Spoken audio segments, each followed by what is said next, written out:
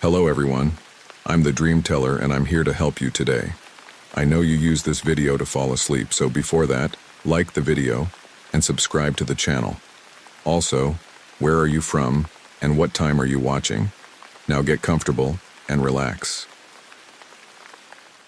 I should have known better than to trust strangers in the woods, but when you've been hiking alone for days, any friendly face seems like a godsend. That's what I told myself when I met them. 4 locals with easy smiles and a secret spot they were dying to show me. I never imagined those smiles would be the last thing I'd see before my world turned upside down. The Appalachian Trail had been my escape, my way of clearing my head after a messy breakup and an even messier job loss. 3 days in, my legs ached, my backpack felt heavier with each step, but my mind was finally quiet. The rhythmic crunch of leaves under my boots and the whisper of wind through the trees had become a soothing melody, drowning out the noise of my troubled thoughts. I was taking a breather at a trail junction, consulting my map, when I heard voices approaching. 2 men and 2 women rounded the bend, laughing and chatting like old friends out for a stroll. They looked like locals, flannel shirts, worn jeans, and hiking boots that had seen better days. The oldest of the bunch, a man with salt and pepper hair and crow's feet around his eyes, gave me a friendly wave. "Hey there, hiker. Taking on the AT solo, huh?" His voice was warm, with a hint of a southern drawl. I nodded, suddenly aware of how long it had been since I'd spoken to another person. Yeah, just me and the trail. The man introduced himself as Ray and made quick introductions for the others, Mike, Sarah, and Lisa. They asked about my hike, where I was from, the usual small talk. It felt nice, normal even, to chat with people again. "You know," Ray said, leaning in conspiratorially, "if you're looking for a real view, we know a spot just off the trail. Most hikers miss it, 'cause it ain't on the maps." I hesitated. Every instinct told me to stick to the marked trail, to not follow strangers into the woods, but they seemed so genuine, so eager to share their local knowledge. And wasn't this what hiking was about? Discovering hidden gems, experiencing nature off the beaten path? "It's not far," Sarah chimed in, her eyes twinkling. "Maybe half an hour tops. The view of the valley is breathtaking, especially this time of year with the leaves changing." I found myself nodding before I could think better of it. "Sure, why not? Lead the way." We set off, leaving the well-worn trail behind. Ray took the lead, with Mike bringing up the rear. Sarah and Lisa flanked me, chatting amiably about the area's history and pointing out interesting plants along the way. At first, we followed a faint path, barely more than a game trail. But as we pressed deeper into the woods, even that disappeared. The forest grew denser, the canopy above blocking out more and more sunlight. The friendly chatter of the group gradually died down, replaced by the sound of our footsteps and the occasional snap of a twig. I tried to keep track of our route, but the trees all started to look the same, and I lost my sense of direction. A nagging feeling in the pit of my stomach told me something wasn't right.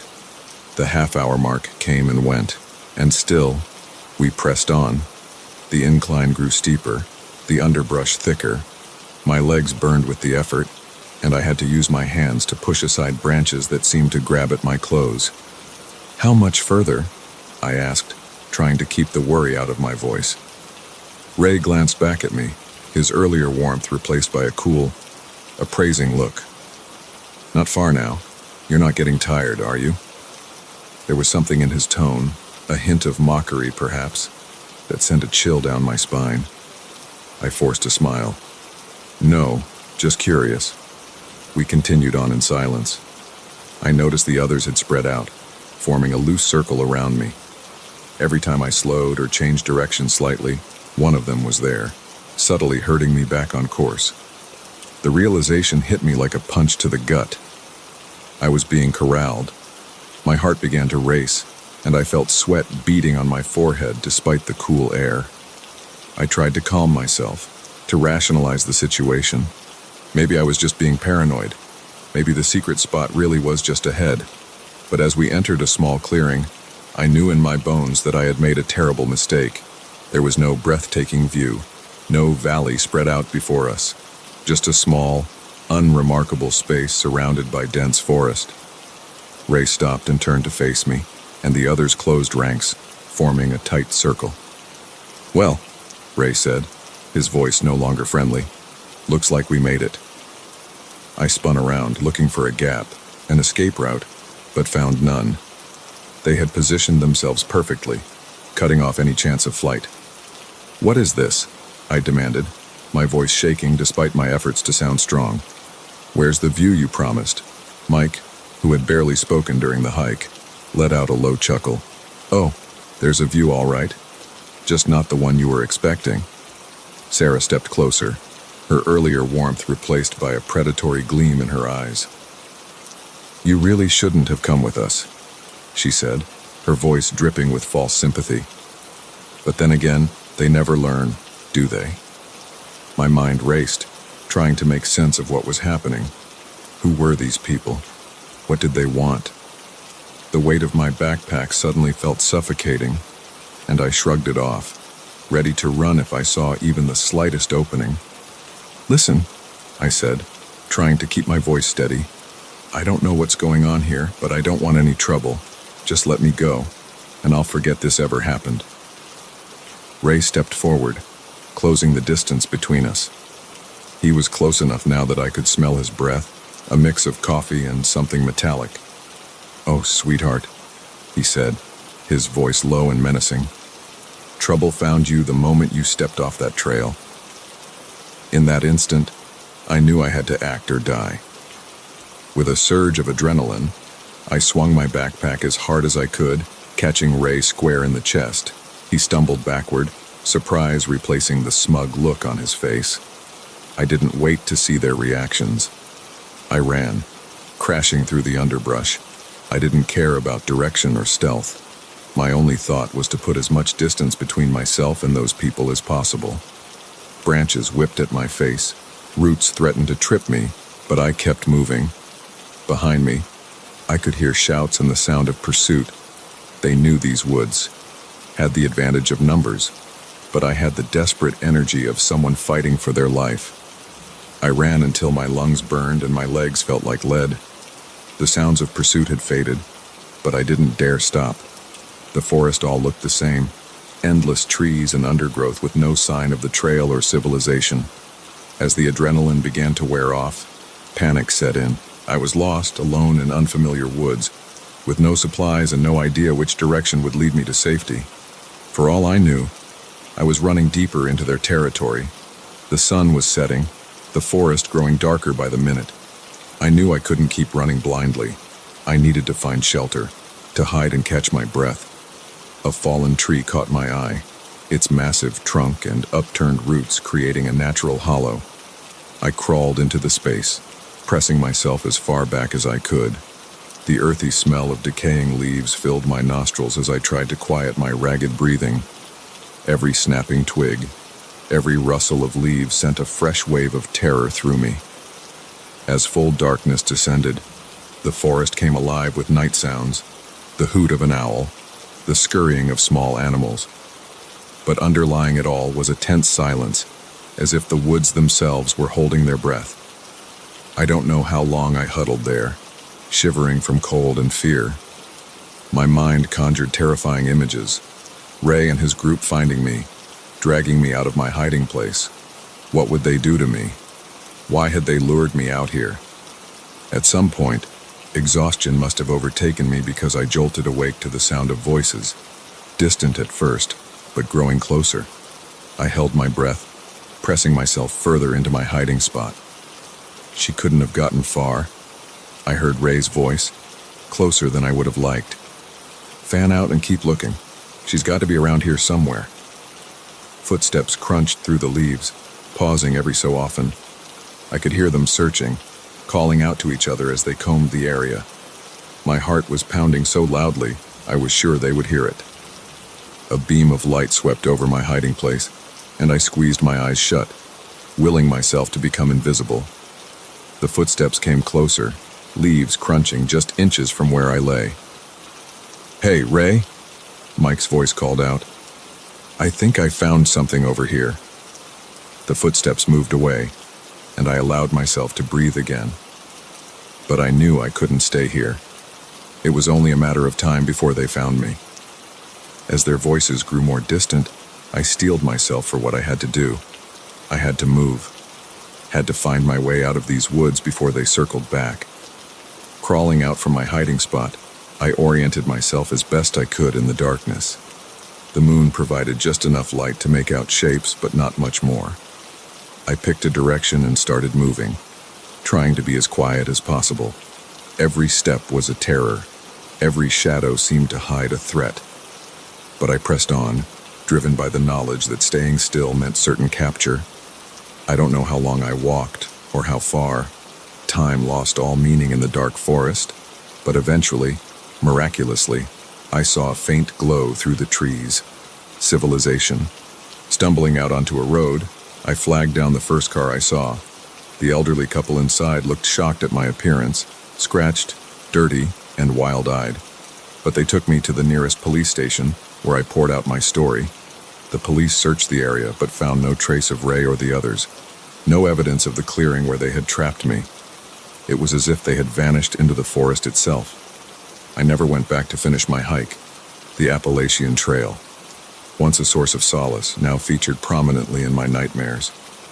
But sometimes, on dark nights when the wind whispers through the trees, I wonder about those woods. And I shudder, knowing that somewhere out there, Ray and his group are probably looking for their next unsuspecting hiker to lead astray.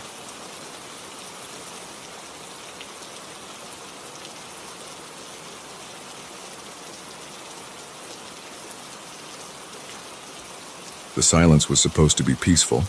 Instead, it became a canvas for terror, painting my solitude with brushstrokes of paranoia and dread.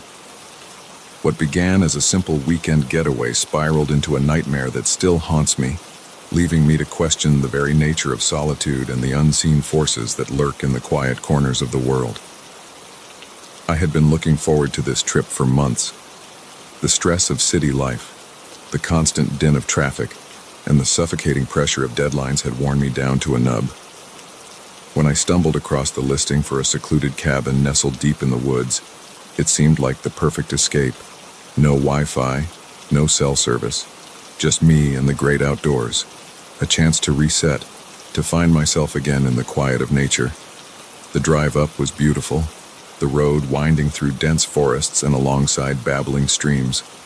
As I turned onto the gravel driveway leading to the cabin, the trees seemed to close in around me, creating a natural tunnel that led to my weekend sanctuary.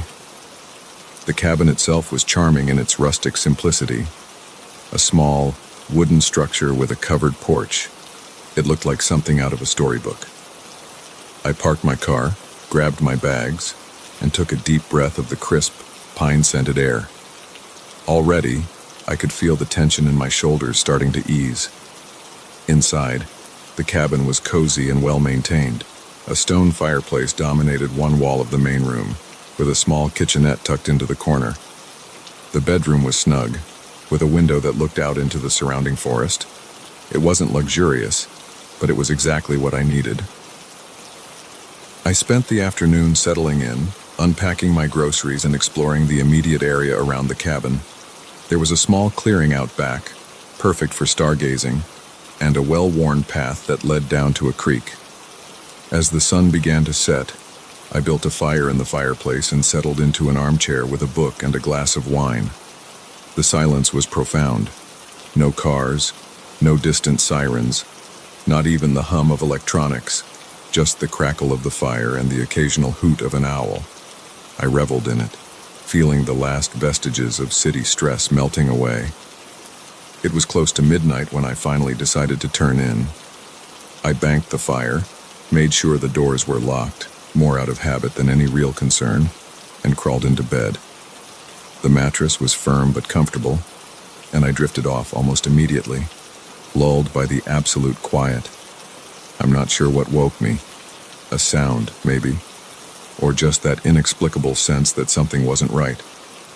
I lay there in the darkness, my heart pounding, straining my ears. For a long moment, there was nothing. Then I heard it.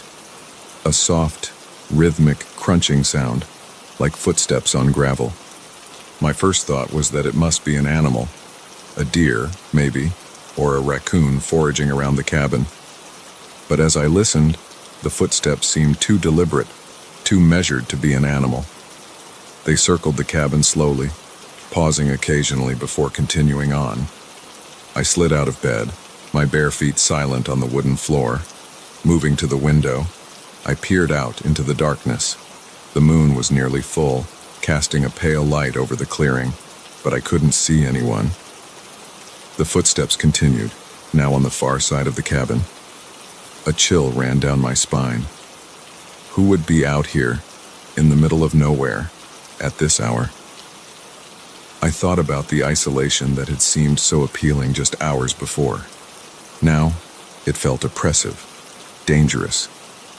I crept to the main room, checking the locks on the doors and windows. Everything was secure, just as I had left it. The footsteps completed their circuit of the cabin and fell silent. I stood there in the darkness, barely breathing, waiting for something to happen. Nothing did. After what felt like hours, but was probably only minutes, I convinced myself that I had imagined it all. The unfamiliar sounds of the forest playing tricks on my city-trained ears. I laughed softly at my own paranoia and went back to bed. Morning came, bright and clear. I awoke feeling refreshed, the unsettling events of the night fading like a bad dream in the light of day. I made coffee and decided to enjoy it on the porch, soaking in the beauty of the forest. As I stepped outside, my mug slipped from my fingers, shattering on the wooden planks. There, in the center of the clearing, was a small pile of rocks, 5 or 6 stones, stacked neatly on top of each other. It hadn't been there yesterday. I was sure of it. My mind raced. Had someone been here while I slept? But why leave a pile of rocks? It seemed so odd, so purposeless. I approached it cautiously, half expecting something to jump out at me. But it was just rocks, cold and inert in the morning sun. I spent the rest of the day trying to shake off the uneasy feeling that had settled over me. I hiked down to the creek, splashed in the cold water, and even managed to spot a deer grazing in a distant meadow. By the time evening rolled around, I had almost convinced myself that there was a perfectly reasonable explanation for the rock pile. Maybe the property owner had been by to check on things and decided to indulge in some impromptu rock stacking. As darkness fell, I found myself growing tense again, every creak of the cabin settling. Every rustle of leaves outside seemed magnified. I built another fire, hoping its warm glow would dispel the shadows that seemed to lurk in every corner. I must have dozed off in the armchair because the next thing I knew, I was jolting awake to the sound of knocking. 3 sharp raps on the front door, clear and unmistakable. I froze, my heart leaping into my throat. "Hello?" I called out, my voice embarrassingly shaky. "Who's there?" No answer. Just silence, heavy and oppressive. I stood up slowly, my legs feeling weak and unsteady. The knocking came again, this time from the back door. I whirled around, my breath coming in short gasps. This wasn't happening. It couldn't be happening. I lunged for my phone, forgetting for a moment that there was no service out here. My hands shook as I tried to dial 911 anyway, praying for a miracle. Nothing. The screen mockingly displayed no signal, as another series of knocks echoed through the cabin, this time from the bedroom window. Panic overwhelmed me. I grabbed the fireplace poker, holding it out in front of me like a sword. "I'm armed!" I shouted, trying to sound braver than I felt. "Leave me alone." The knocking stopped. For a long moment, there was no sound but my own ragged breathing. Then, softly at first but growing louder, I heard laughter. It seemed to come from all around the cabin, a chorus of mocking chuckles that made my blood run cold. I backed into a corner, the poker clutched to my chest, and waited. The laughter faded, replaced once again by that awful silence. I don't know how long I stood there. every muscle tense, expecting at any moment for the doors to burst open. But nothing happened. As the first light of dawn began to filter through the windows, I finally allowed myself to relax slightly. Whatever had been out there, it seemed to have gone. Exhausted and terrified, I waited until the sun was fully up before venturing outside. What I saw made my heart skip a beat. Surrounding the cabin, spaced evenly about 10 feet apart, were more of those rock piles, dozens of them, each one identical to the one I had found the day before. I didn't bother packing. I just grabbed my keys and ran for my car. As I sped down the gravel driveway, I glanced in my rearview mirror. For a split second, I thought I saw figures standing at the edge of the trees, watching me go. But when I looked again, there was nothing there. I drove straight to the local police station, my story tumbling out in a frantic jumble. They were kind, but skeptical. They took my statement and promised to check out the cabin, but I could see in their eyes that they didn't really believe me. When they called a few days later, their report was frustratingly mundane. They had found no evidence of intruders, no footprints, and no rock piles. The cabin was exactly as it should be, peaceful and undisturbed in its forest clearing. I've tried to rationalize what happened. Maybe it was stress, or an overactive imagination fueled by too many horror movies. But in my heart, I know what I experienced was real. Something was out there in those woods. Something that toyed with me for reasons I'll never understand. I've never gone back to that cabin, or any cabin for that matter. The peace and solitude I once craved now feel like an invitation to unknown terrors. Sometimes, on quiet nights, I find myself listening for footsteps, for knocking, for that mocking laughter. And I wonder, with a shiver of fear, if whatever was in those woods has followed me home. The rock piles haunt my dreams, a simple arrangement of stones that has become a symbol of an encounter I can neither fully explain nor forget. They stand as silent sentinels in my nightmares, reminding me that sometimes the most terrifying things are those that leave no trace, save for the indelible mark they leave on our psyche.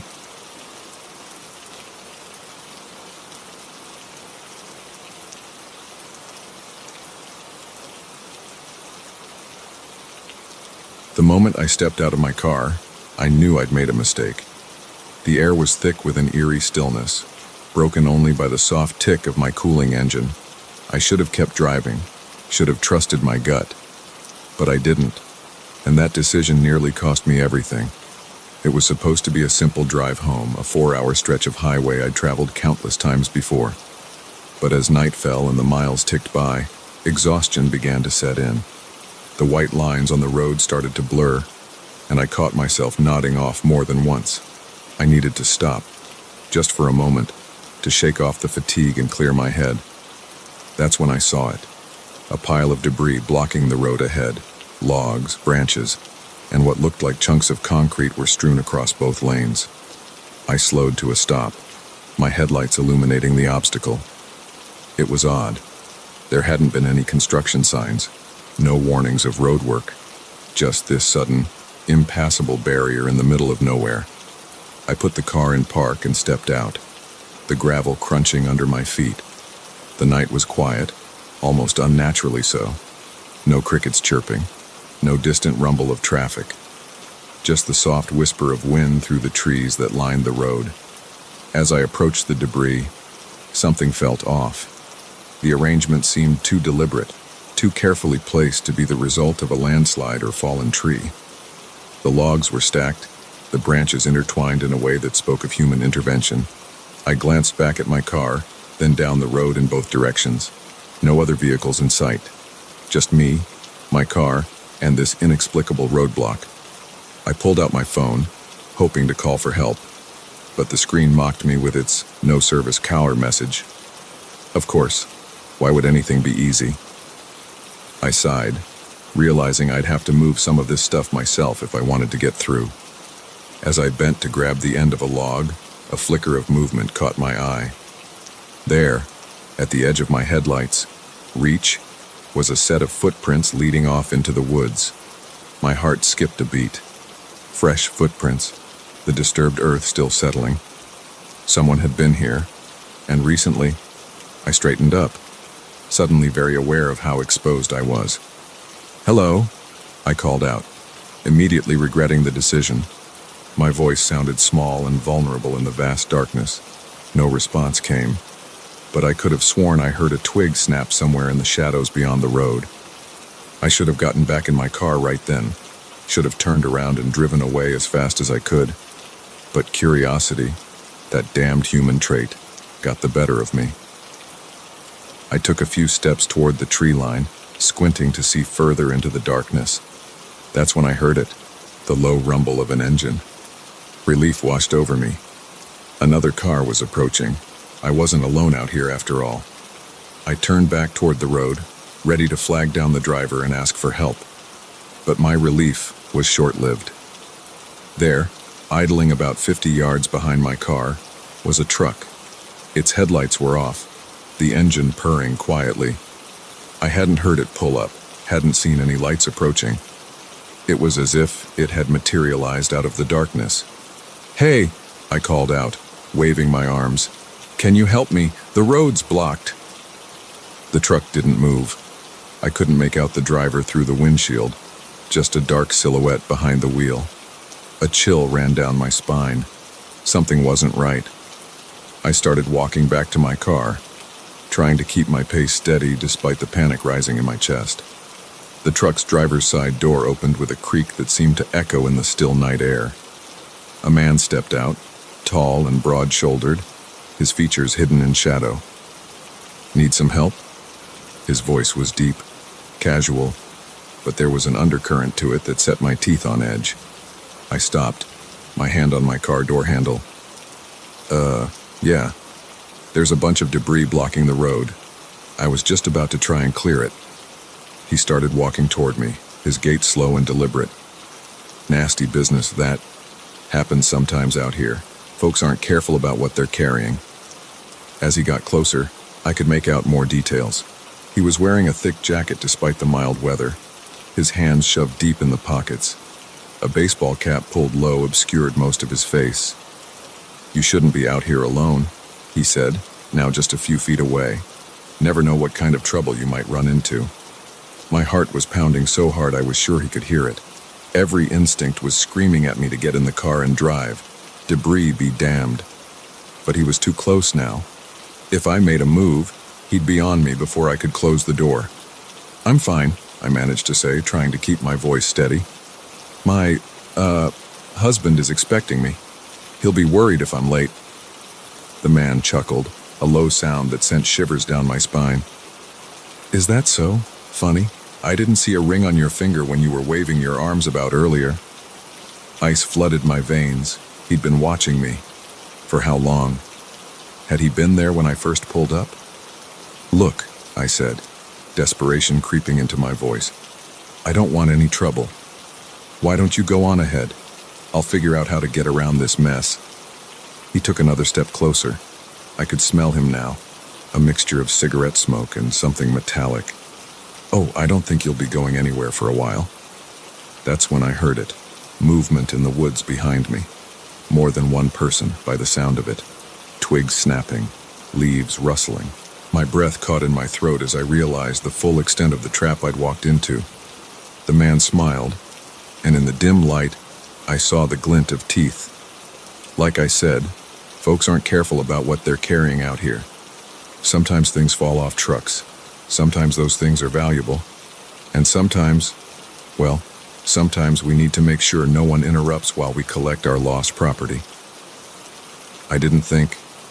I just acted.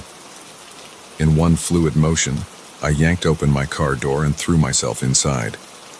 The man lunged forward, his hand grasping for my arm, but I slammed the door shut just in time. His fist pounded on the window as I fumbled with my keys, my hands shaking so badly I could barely get them into the ignition. The engine roared to life just as more men emerged from the woods, 3 of them running toward my car with purposeful strides. I threw the car into reverse, tires squealing as I backed up. The man who had spoken to me dove out of the way, rolling across the asphalt. I spun the wheel, the car fishtailing as I turned it around. In my rearview mirror, I saw the men running back to the truck, the engine gunned to life, headlights flaring in the darkness. I didn't hesitate. I slammed on the gas, my car lurching forward. The debris loomed ahead, but I didn't slow down. I aimed for the section that looked least dense and prayed. The impact was jarring. My teeth rattled as the car bounced and scraped over the logs and branches. Something cracked underneath. Probably my oil pan, a distant part of my mind supplied. But the car kept moving. I was through. The road ahead was clear, and I pushed the gas pedal to the floor. The truck was behind me now, its headlights growing larger in my mirror. They were gaining on me.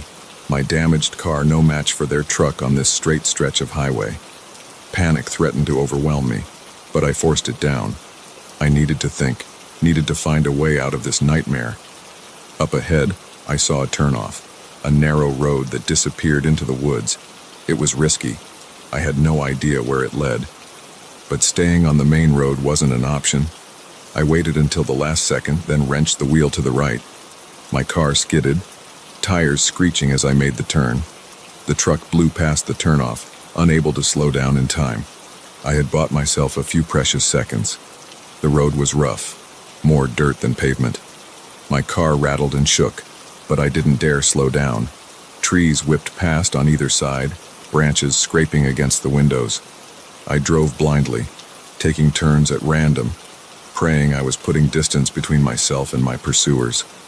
After what felt like hours, but was probably only minutes, I saw lights ahead. A gas station, its fluorescent glow a beacon of hope in the darkness. I screeched into the parking lot, horn blaring, and threw myself out of the car. The attendant looked startled as I burst through the door, wild-eyed and babbling about men chasing me. He called the police while I huddled behind the counter, jumping at every sound. When the cops arrived, they found no sign of the truck or the men. They drove me back to the scene, but the debris was gone, the road clear as if nothing had ever happened. They were sympathetic but skeptical. No evidence, no crime. I sold my car soon after that night. Couldn't stand to look at it, with its dents and scrapes reminding me of how close I'd come to, I don't even know what. I don't drive that road anymore. Don't drive much at all if I can help it.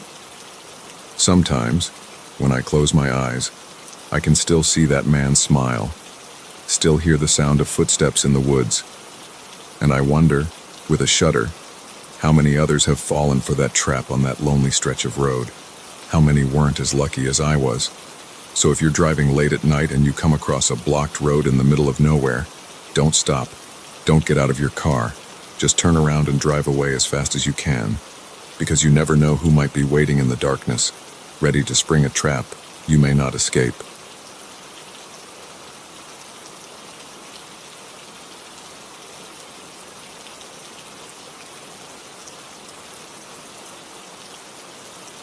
The woods have eyes. I know that now. What I thought would be a peaceful solo camping trip turned into a nightmare that still haunts me. The rustling leaves, the snapping twigs, the whispers in the dark. They weren't just the sounds of nature. They were warnings I should have heeded. I'd always been the outdoorsy type, but life had a way of getting in the way. Work, relationships, the usual culprits. When everything fell apart, lost my job, broke up with my long-term girlfriend, I decided it was time to reconnect with nature, clear my head, find myself again. All that cliché stuff you hear about in self-help books.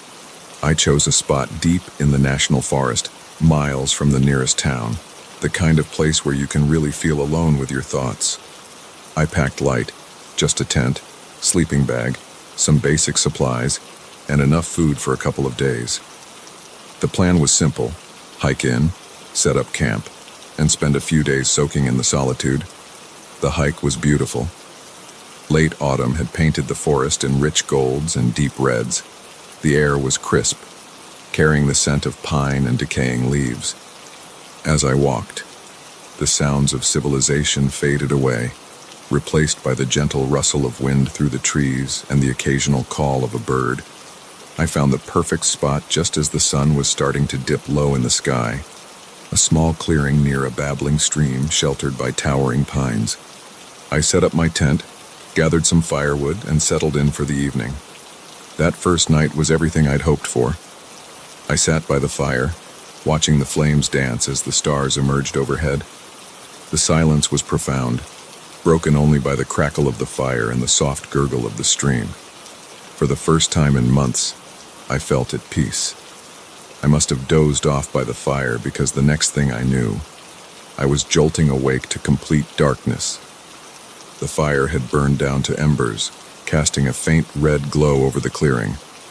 I blinked, disoriented, trying to figure out what had woken me. Then I heard it, a rustling sound, just at the edge of the clearing. My first thought was that it must be an animal, a deer maybe, or a raccoon foraging for food. But as I listened, I realized the sound was too deliberate, too rhythmic to be an animal. Footsteps. Slow, measured footsteps, circling the perimeter of the clearing. My heart began to race. I sat perfectly still, straining my eyes to see into the darkness beyond the dying firelight. The footsteps continued their circuit, never hurrying, never slowing, just a steady, relentless pace. "Hello?" I called out, my voice sounding thin and scared in the night air. "Is someone there?" The footsteps stopped. The silence that followed was oppressive, as if the entire forest was holding its breath. I waited, every muscle tense, for something to happen. Nothing did. After what felt like hours but was probably only minutes, I convinced myself that I had imagined it all. The unfamiliar sounds of the forest playing tricks on my city-trained ears. I laughed softly at my own paranoia and retreated to my tent. Sleep didn't come easily, but eventually, I drifted off. The next morning dawned bright and clear. I stepped out of my tent, stretching and yawning, ready to shake off the unsettling events of the night. That's when I saw it. There, just a few feet from where I had been sleeping, was a symbol scratched into the dirt, a crude circle with a line drawn through it. My blood ran cold. This wasn't here yesterday.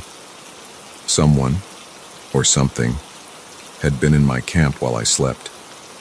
I approached the symbol cautiously, as if it might suddenly spring to life. The line was deep, clearly carved with purpose. This was no random scratch in the dirt. This was a message. My eyes darted around the clearing, suddenly aware of how exposed I was. The trees that had seemed so welcoming yesterday now loomed ominously, their shadows concealing who knows what. That's when I saw him. Or it. I'm still not sure. Just beyond the tree line, partially hidden behind a massive pine, was a figure. It was tall, much taller than any man I'd ever seen, and unnaturally thin. Its skin, if you could call it that, seemed to shift and ripple, blending with the dappled shadows of the forest. We locked eyes, or at least, I think we did. Where its face should have been was a void, a darkness deeper than the shadows around it. I felt a primal fear grip me, the kind of terror our ancestors must have felt when faced with the unknown predators of a primeval world. I blinked, and it was gone, vanished, as if it had never been there. But I knew what I had seen. The image was burned into my mind, a nightmare made flesh. My hands shaking, I began to break camp. Every rustle of leaves, every snapping twig made me jump. I felt eyes on me, watching from the forest, but every time I looked up, there was nothing there. As I was rolling up my sleeping bag, I heard a whisper, so faint I almost missed it, carried on the breeze like a sigh. "Stay." I froze. The sleeping bag clutched to my chest like a shield. The words seemed to echo in my head, growing louder with each repetition. "Stay, stay, stay." "No," I said aloud, my voice cracking. "No, I'm leaving, right now." I threw my things haphazardly into my backpack, no longer caring about neatness or organization. I just needed to get out of there, to put as much distance between myself and this place as possible. As I shouldered my pack and turned to leave, I saw them. Dozens of those symbols, carved into the trunks of the trees surrounding the clearing. Circles with lines through them, some fresh, the bark still oozing sap, others old and weathered. How had I not noticed them before? I ran. I didn't care about following the trail or finding my way back. My only thought was escape. Branches whipped at my face, roots threatened to trip me, but I kept going. My lungs burned, my legs ached, but the fear pushing me forward was stronger than any physical discomfort. I don't know how long I ran. Time seemed to lose all meaning in that forest. The trees all looked the same, and more than once I feared I was running in circles, but I didn't dare stop. Finally, mercifully, I broke through the tree line and onto a road. I nearly cried at the sight of it, this symbol of civilization and safety. I followed it, my pace never slowing, until I reached a gas station on the outskirts of a small town. The attendant looked at me like I was crazy when I burst in, wild-eyed and scratched up. I probably was at that point. I babbled about the symbols, the whispers, the figure in the woods. He listened patiently, then called the police. The officers who responded were kind but skeptical. They took my statement, then drove me out to where I had camped. But when we got there, the clearing was empty. No tent, no fire pit, no symbols carved in the dirt or trees. It was as if I had never been there at all.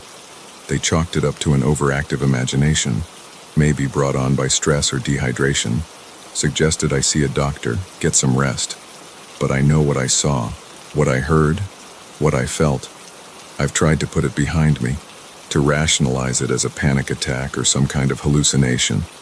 But on quiet nights, when the wind whistles through the trees outside my window, I swear I can hear that whisper again. Stay. Sometimes, I dream of that figure in the woods. In my nightmares, it follows me, always just out of sight but never far behind. I wake up in a cold sweat. The symbol of the circle and line burned into my mind's eye. I don't go camping anymore. Don't even like to be in heavily wooded areas. The rustle of leaves sets my heart racing, and the snap of a twig can send me into a panic. People say the woods are peaceful, a place to connect with nature and find yourself. But I know better now. I know that sometimes the woods are watching, waiting, and if you're not careful, they might decide to keep you. That symbol haunts me still. I see it everywhere, in the grain of wood, in the cracks on the sidewalk, in the steam rising from my coffee. A circle with a line through it. So simple, yet so terrifying in its implications. What did it mean? Why was it there? And why do I feel deep in my bones that it wasn't a warning but an invitation? I don't have answers to these questions, and part of me hopes I never will. But I know one thing for certain. The next time I hear a whisper in the woods, I won't stick around to find out what it's saying. Some mysteries are better left unsolved, some invitations better left unanswered, especially when they come from the dark heart of the forest, where ancient things still lurk in the shadows, waiting for the unwary to wander too far from the path.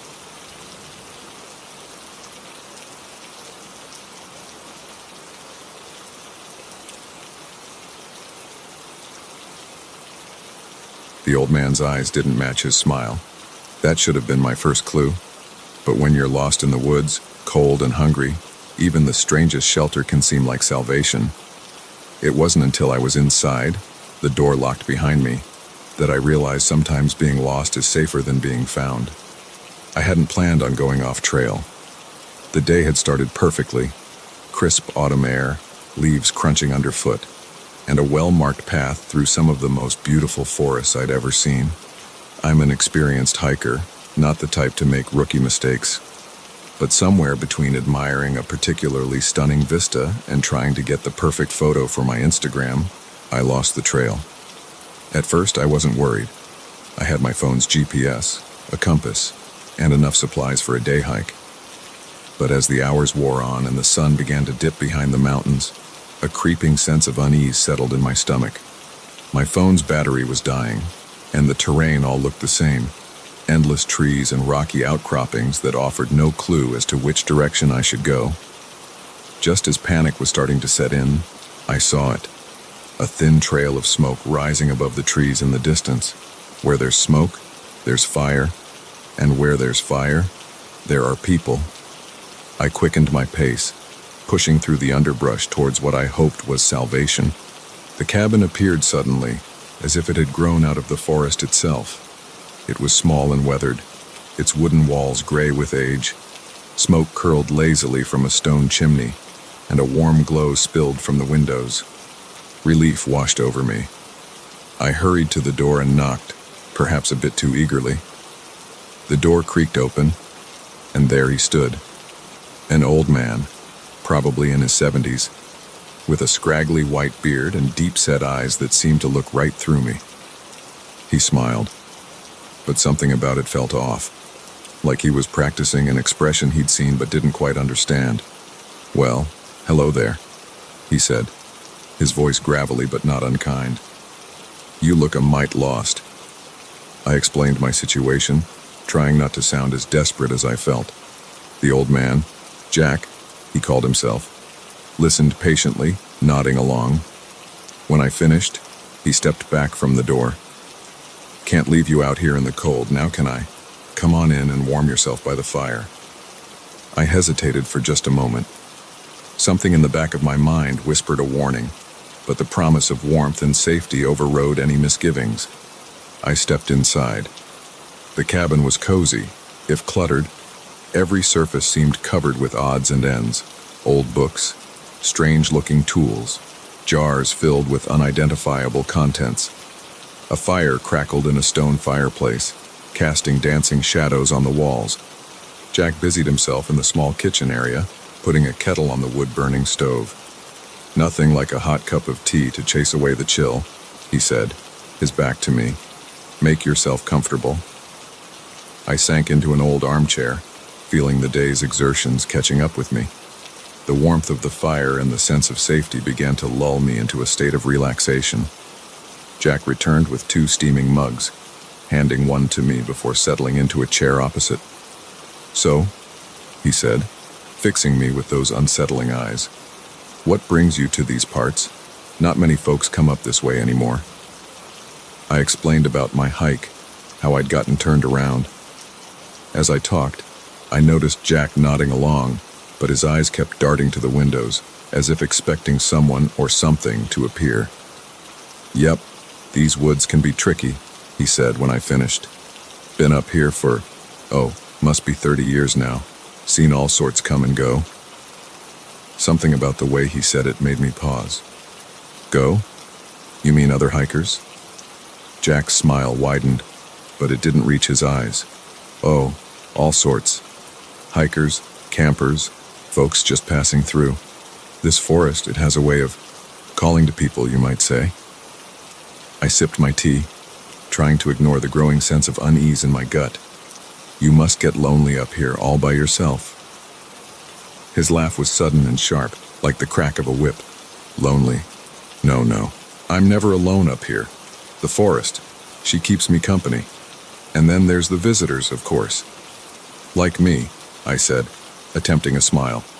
Jack's eyes locked onto mine, and for a moment, I saw something there that made my blood run cold. "Oh no," he said softly. "You're special. Been waiting a long time for someone like you." I set my mug down, my hands shaking slightly.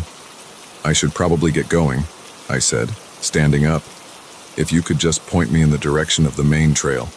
"Oh, but you can't leave now," Jack said, rising from his chair. "Night's falling, and the forest, she gets hungry after dark." I backed away, my heart pounding. "I'll take my chances. Thank you for the tea, but I really need to go." I turned towards the door, but Jack was there before I could blink, far quicker than a man his age should be able to move. He stood between me and the exit, that unnatural smile still plastered on his face. "I'm afraid I can't let you do that," he said, his voice low and dangerous. "You see, I made a deal a long time ago. The forest, she provides for me, keeps me safe. But in return, she needs to be fed. And you, my dear, you're the finest meal she's had in years. I looked around frantically, searching for another way out. The windows were small, too small to climb through. There was a back door, but Jack stood between me and it. My eyes fell on a heavy poker by the fireplace. "What are you talking about?" I asked, trying to keep my voice steady as I inched towards the fireplace. "What deal? Who are you really?" Jack's smile faded, replaced by a look of almost childlike confusion. "Who am I? I'm Jack. I've always been Jack, haven't I?" For a moment, he looked lost, uncertain. But then his eyes cleared, and that terrible smile returned. "It doesn't matter who I am. What matters is that you're here, and the forest is waiting." I lunged for the poker, grabbing it and swinging it in front of me like a sword. "Stay back," I shouted. "I don't want to hurt you, but I will if I have to." Jack didn't seem fazed by the threat. He took a step forward, his movements jerky and unnatural, like a puppet on strings. "You don't understand," he said, his voice taking on a strange, echoing quality. "You can't leave. No one ever leaves." I swung the poker, catching him on the shoulder. He stumbled back, but there was no cry of pain, no reaction at all. He just kept coming, that terrible smile still fixed on his face. I ran for the back door, fumbling with the lock. I could hear Jack behind me, his breathing ragged and uneven. The door finally gave way, and I burst out into the gathering darkness. The forest seemed different now. The trees loomed larger, their branches reaching out like grasping hands. The wind whispered through the leaves, and I could have sworn I heard my name. I ran blindly, not caring about direction, just needing to put distance between myself and that cabin, between myself and Jack. Branches whipped at my face. Roots seemed to reach up to trip me, but I kept going. I don't know how long I ran. It could have been minutes or hours. The forest blurred around me, and more than once I thought I saw shapes moving in the shadows, always just at the edge of my vision. Finally, my legs gave out, and I collapsed to the ground, gasping for breath. As I lay there, trying to get my bearings, I heard it. Footsteps. Slow, deliberate footsteps crunching through the leaves. I looked up, and there was Jack, standing just a few feet away. He looked different now. His skin seemed to ripple and shift, blending with the shadows around him. His eyes glowed faintly in the darkness. "You can't run from the forest," he said, his voice no longer his own.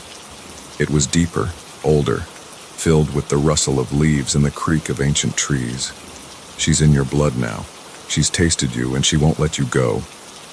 I scrambled to my feet, ready to run again, but I found I couldn't move. The ground seemed to shift beneath me, roots curling around my ankles, holding me in place. Jack, or whatever he had become, reached out a hand. "Don't fight it," he said. "Become part of the forest, like I did, all those years ago. It's not so bad, once you get used to it." As his hand touched my shoulder, I felt a strange sensation, like sap flowing through my veins. The forest around me seemed to come alive, every tree, every leaf pulsing with an ancient, hungry energy. I wanted to scream, to fight, to run. But as the forest's will seeped into me, I found I didn't want to anymore. Why had I been so afraid? This was where I belonged. This was home. The last thing I remember is Jack's smile, no longer unnatural, but welcoming. A smile I now understood, and as the forest embraced me, I smiled back.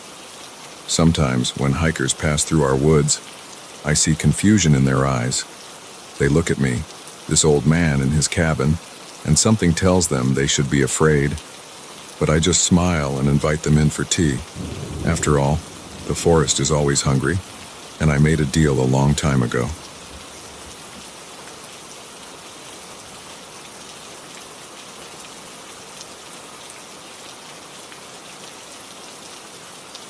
The moment I bit into that potato salad, I knew something was terribly wrong.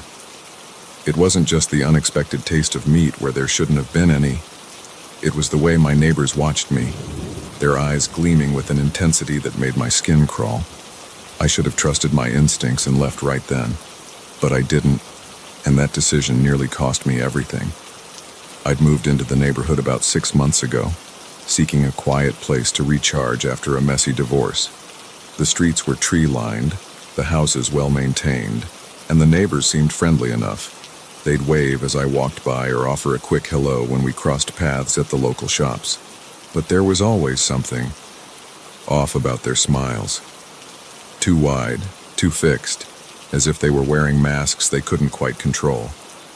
I'd managed to keep to myself for the most part, politely declining invitations to book clubs and neighborhood watch meetings. But when Sarah, the unofficial ringleader of the block, knocked on my door with an invitation to the annual potluck, I found myself saying yes before I could think better of it. "Oh, wonderful," she'd exclaimed, her smile stretching just a bit too far. "We've all been so looking forward to getting to know you better. Don't forget to bring a dish." The day of the potluck arrived, and I found myself standing in Sarah's backyard, clutching a bowl of hastily made pasta salad. Long tables groaned under the weight of countless dishes, and the air was filled with the buzz of conversation and the clinking of cutlery. I hovered at the edge of the gathering, feeling out of place. The other neighbors moved around with an easy familiarity, laughing and chatting as they filled their plates. I recognized a few faces. Bob from 2 doors down, the elderly couple from across the street, the young family from the corner house. They all seemed so normal. Maybe I'd been too hasty in my judgment. Maybe this was exactly what I needed to feel more at home in the neighborhood. Deciding to make an effort, I approached the food tables. That's when I noticed something odd. Almost every dish seemed to contain meat, and not just in the ways you'd expect at a barbecue.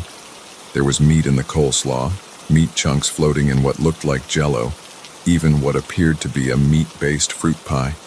My vegetarian pasta salad stood out like a sore thumb. "Try the potato salad," a voice said beside me, making me jump. It was Sarah, her ever-present smile fixed firmly in place.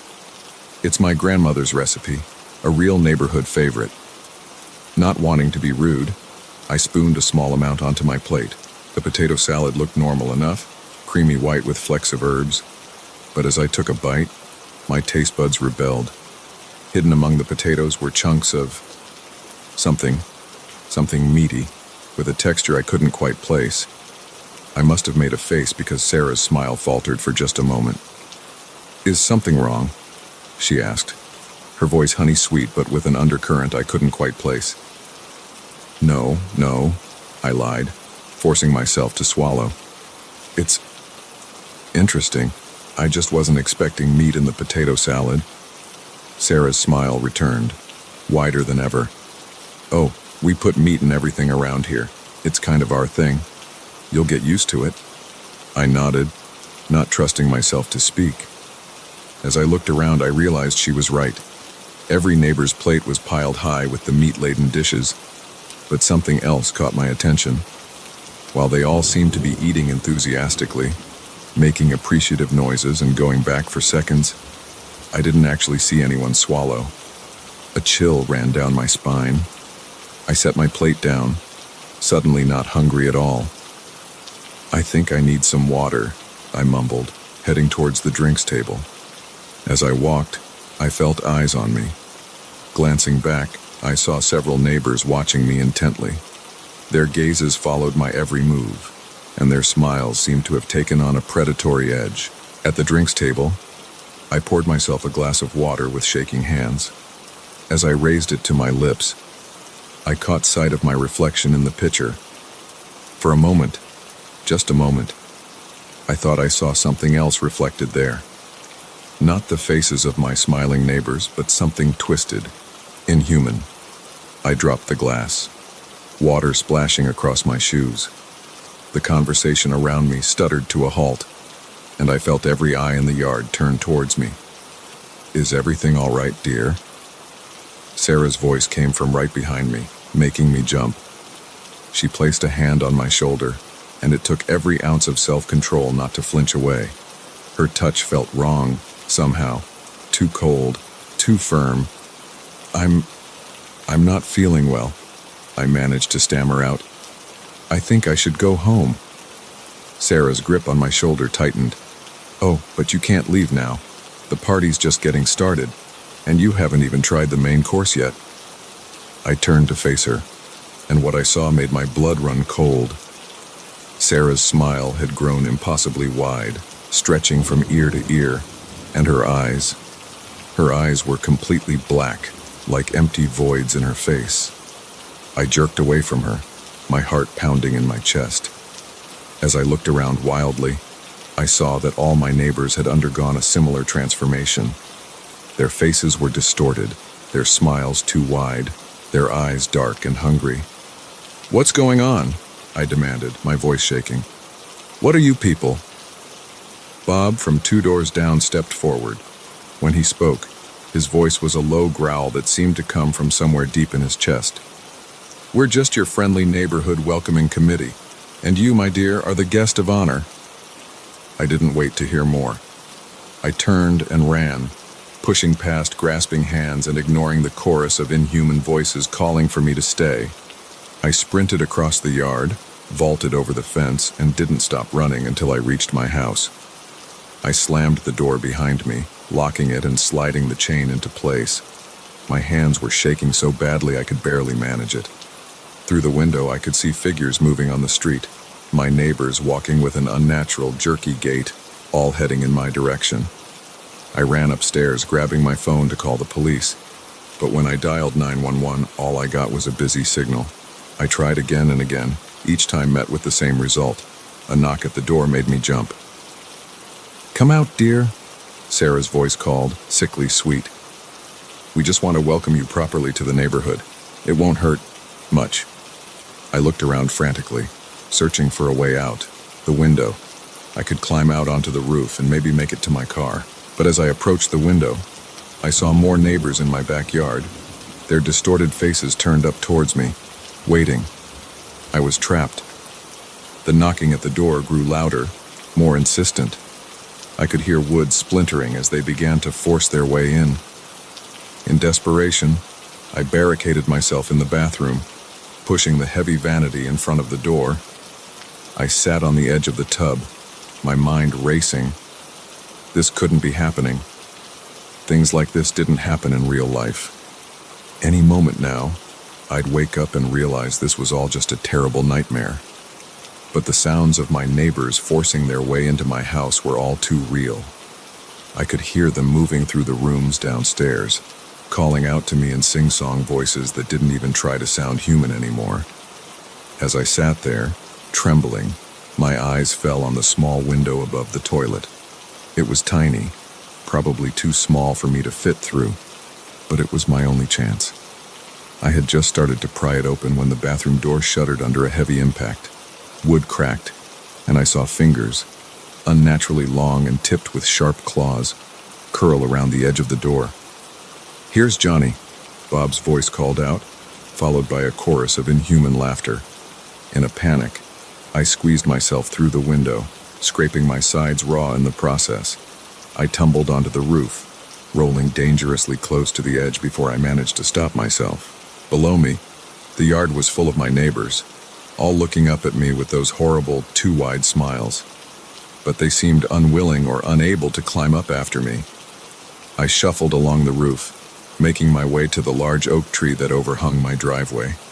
With a silent prayer, I leapt, catching a branch and swinging myself down to land heavily on the hood of my car.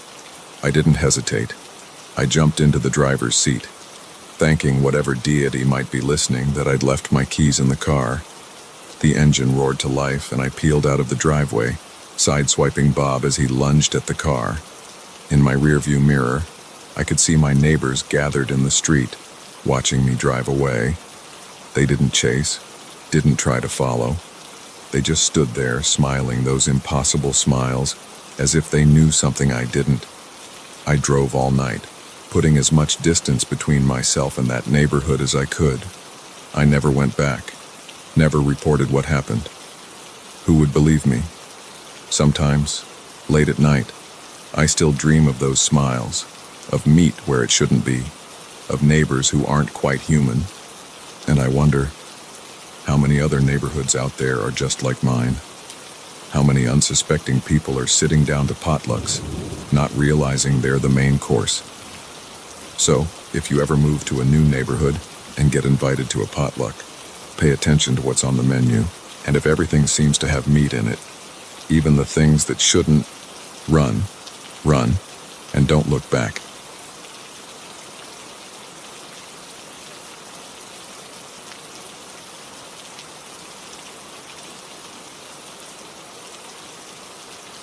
The moment he asked me if I'd ever been in a plane crash, I knew this wasn't going to be an ordinary flight. But I had no idea just how dark and twisted our conversation would become, or how those hours trapped next to a stranger would change me forever. I'd booked the red-eye flight from New York to Los Angeles on a whim, a last-minute business trip that couldn't wait for a more reasonable hour. The airport was quiet when I arrived, just a handful of sleepy travelers shuffling through security. I grabbed a coffee, hoping the caffeine would keep me alert enough to get some work done on the flight. Boarding was quick and efficient. The plane was one of those smaller models, just 2 seats on each side of the aisle. I found my window seat and settled in, pulling out my laptop and headphones. As I was getting situated, a man slid into the seat next to me. He was unremarkable at first glance, mid-30s, maybe early 40s, jeans, hoodie, the kind of outfit you'd expect on a late-night flight. He gave me a quick nod as he sat down, and I returned it with a polite smile before turning my attention back to my computer. The plane took off without incident, and I tried to focus on my work. But after about 30 minutes, I felt a tap on my arm. I pulled out an earbud and turned to my seatmate. "Where are you headed?" he asked, his voice friendly enough. I hesitated. I'm not usually one for small talk on flights, especially not at this hour, but something in his expression made me feel like it would be rude to ignore him. "Los Angeles," I replied. "Business trip." He nodded, seeming genuinely interested.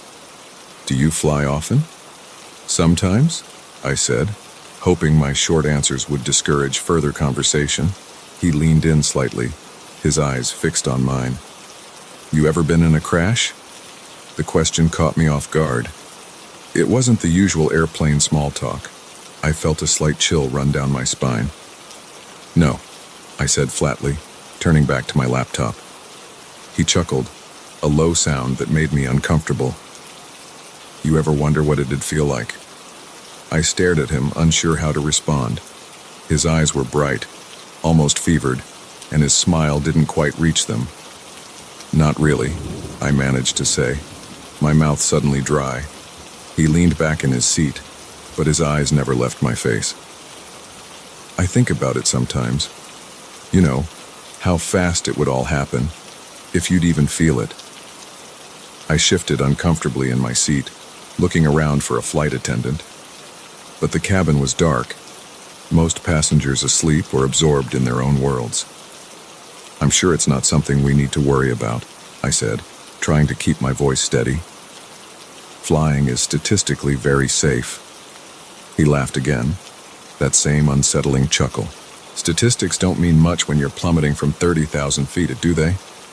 I didn't respond, instead putting my earbud back in and staring intently at my screen. But I couldn't focus on the words in front of me. My heart was racing, and I could feel his eyes on me. After a few minutes, I felt another tap on my arm. Against my better judgment, I turned to look at him. "You ever think about what people are really like?" he asked, his voice low, almost conspiratorial. "What do you mean?" I asked, despite myself. He leaned in closer, and I could smell his breath, a mix of coffee and something metallic. "You know, what they're hiding. Their secrets, the dark stuff."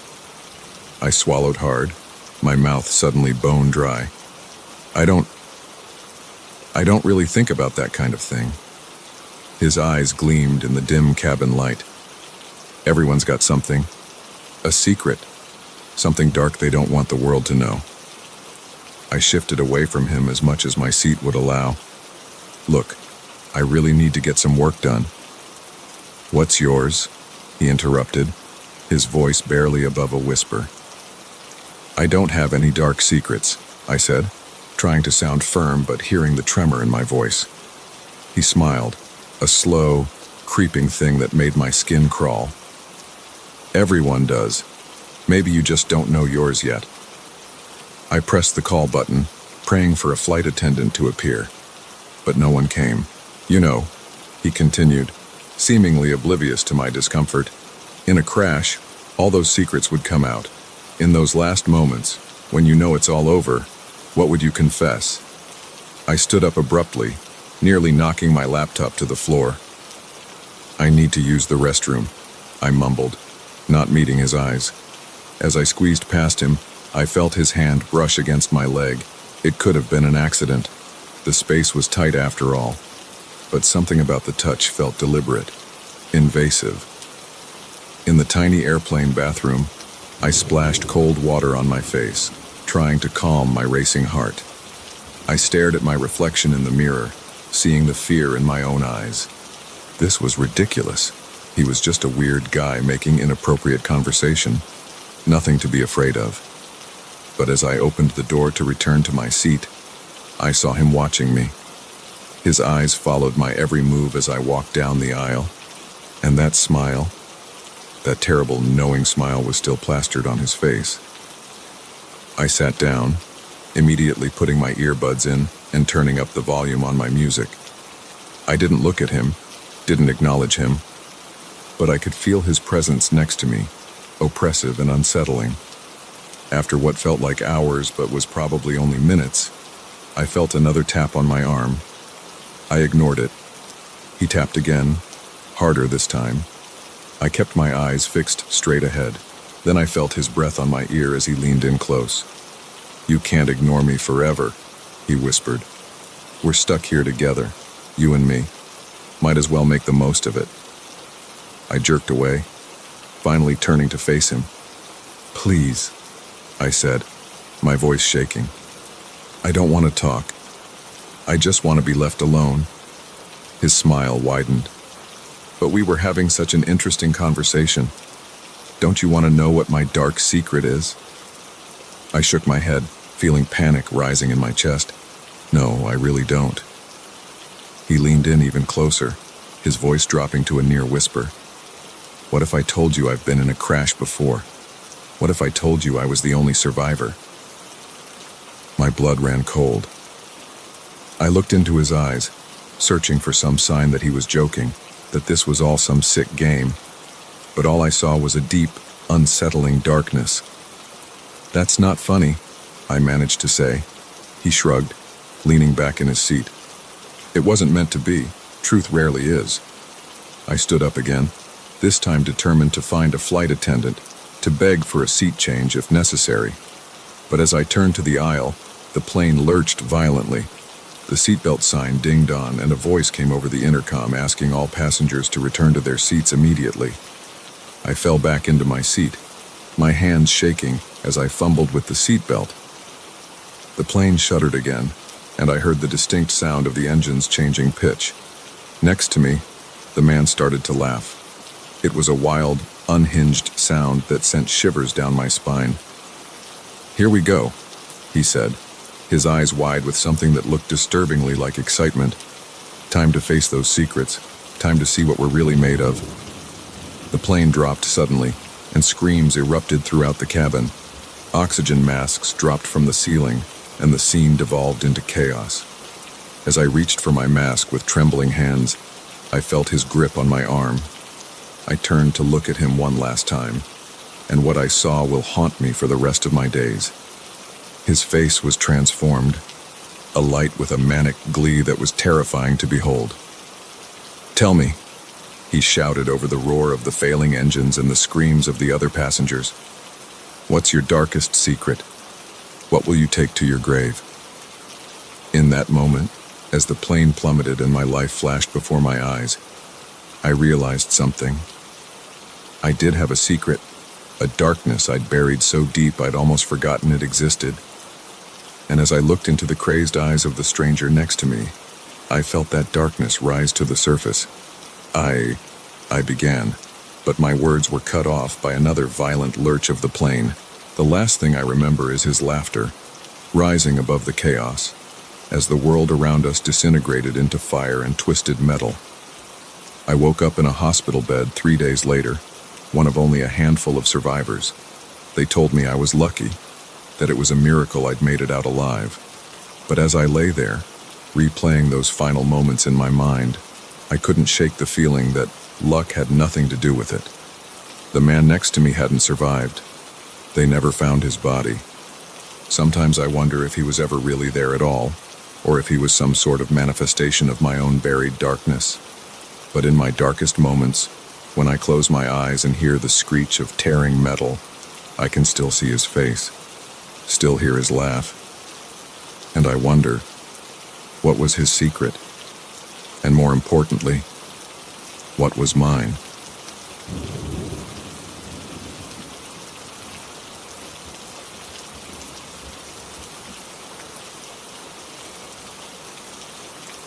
The moment I saw him standing in my kitchen, stirring a cup of coffee he'd made in my own mug, I knew my life would never be the same. There's a special kind of terror that comes from finding a stranger in your home, a violation so profound it shakes you to your very core. But nothing could have prepared me for the nightmare that was about to unfold. It had been a long day at work, one of those soul-crushing shifts where everything that could go wrong did. By the time I pulled into my apartment complex, all I wanted was a hot shower, a glass of wine, and the mind-numbing comfort of reality TV.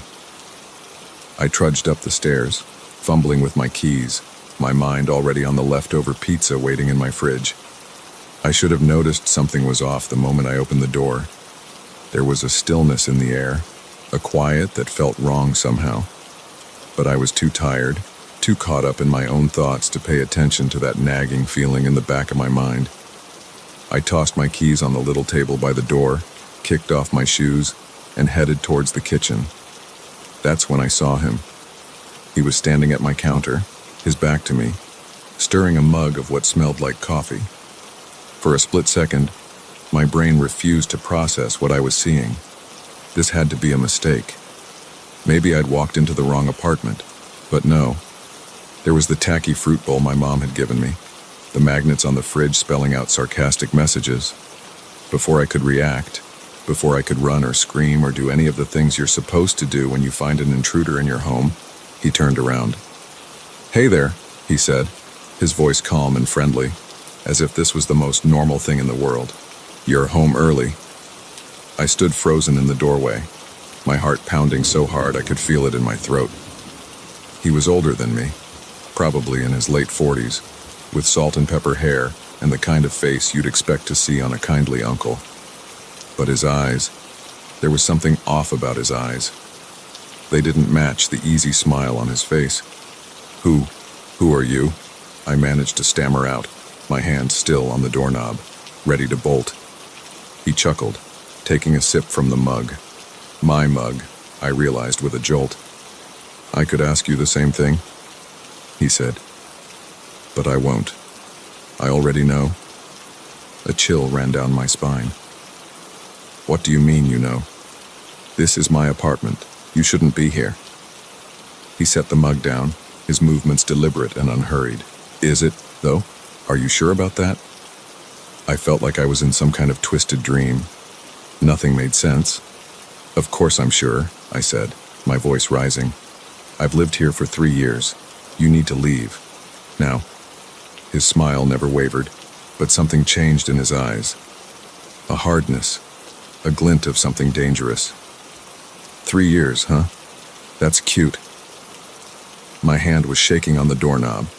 I needed to run, to get out of there and call the police. But my feet felt rooted to the spot. "Look," I said, trying to keep my voice steady. "I don't know who you are or how you got in here, but you need to go. I'm calling the police." I reached for my phone, but he was faster. In 2 quick strides, he crossed the kitchen and was standing in front of me. I hadn't realized how tall he was until that moment, how he seemed to loom over me. "You're not calling anyone," he said, his voice low and menacing. "We're going to have a little chat, you and me." about who really belongs here. I backed away, my heart racing. Please, I said, hating how weak my voice sounded. Just take whatever you want and go. I won't call the cops, I swear. He laughed, a sound that sent shivers down my spine. Oh, sweetheart, I'm not here to rob you. I'm here to reclaim what's mine. I turned to run, but he caught my arm in a grip like iron. Not so fast, he growled. We're not done here. I struggled against his hold, panic rising in my chest. Let go of me, I shouted, hoping against hope that one of my neighbors would hear. But his next words froze me in place. No one can hear you, he said, his voice eerily calm. No one's going to come save you, because you're not really here, are you? I stared at him, confusion mixing with fear. What are you talking about? He pulled me closer, his face inches from mine. I could smell coffee on his breath, mixed with something metallic. This apartment, this life you think you've been living for 3 years, it's not real. None of it is real. I shook my head, trying to make sense of his words. You're crazy, I said. Of course this is real. I have memories.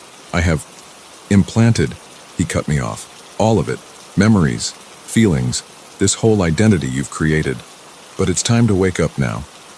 Time to remember who you really are. A wave of dizziness washed over me.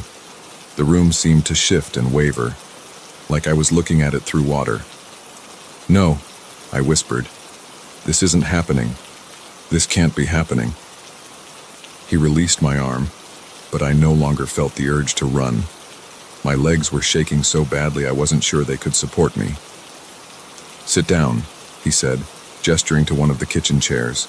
Let me explain. Against my better judgment, I sank into the chair. He sat across from me, those unsettling eyes never leaving my face. You're not who you think you are, he began. Your real name is Sarah Jennings. You're a deep cover operative for a government agency so secret, most people in power don't even know it exists. 3 years ago, you were sent on a mission. Something went wrong. You were captured. Your mind was altered. This, he gestured around the apartment, this is all a construct, a prison built in your own mind. I shook my head, feeling tears start to well up in my eyes. No, that's impossible. I have a job, I have friends, I have a life here. He leaned forward, his voice softening. Think about it. Really think. Can you remember your childhood? Your parents? Faces? The name of your first pet? Or are those memories fuzzy, indistinct? I opened my mouth to argue. To tell him, of course, I remembered those things. But as I searched my mind, I realized with growing horror that I couldn't. My past was a blur, a series of vague impressions rather than clear memories. This can't be real, I whispered, more to myself than to him. But it is, he said. And now it's time to leave. We've finally found you, finally figured out how to break through the mental blocks. But we don't have much time. As if on cue, I heard a sound like distant thunder. The walls of the apartment seemed to vibrate, books falling from shelves, pictures rattling on the walls. What's happening? I asked, panic rising in my voice. He stood up, holding out his hand to me. And the construct is collapsing. Your captors know we're here. We need to go. Now. I stared at his outstretched hand, my mind reeling. Part of me still wanted to believe this was all some elaborate hoax, that any moment I'd wake up, and this would all be a bad dream. But deep down, in a place I hadn't even known existed, something stirred, a recognition, a sense of truth in his words. How do we get out? I heard myself asking, even as another part of me screamed that this was insanity. You have to let go, he said. Let go of this false life, these false memories. Remember who you really are. The rumbling grew louder. Cracks began to appear in the walls, spreading like spider webs across the ceiling. I could feel the floor shifting beneath my feet.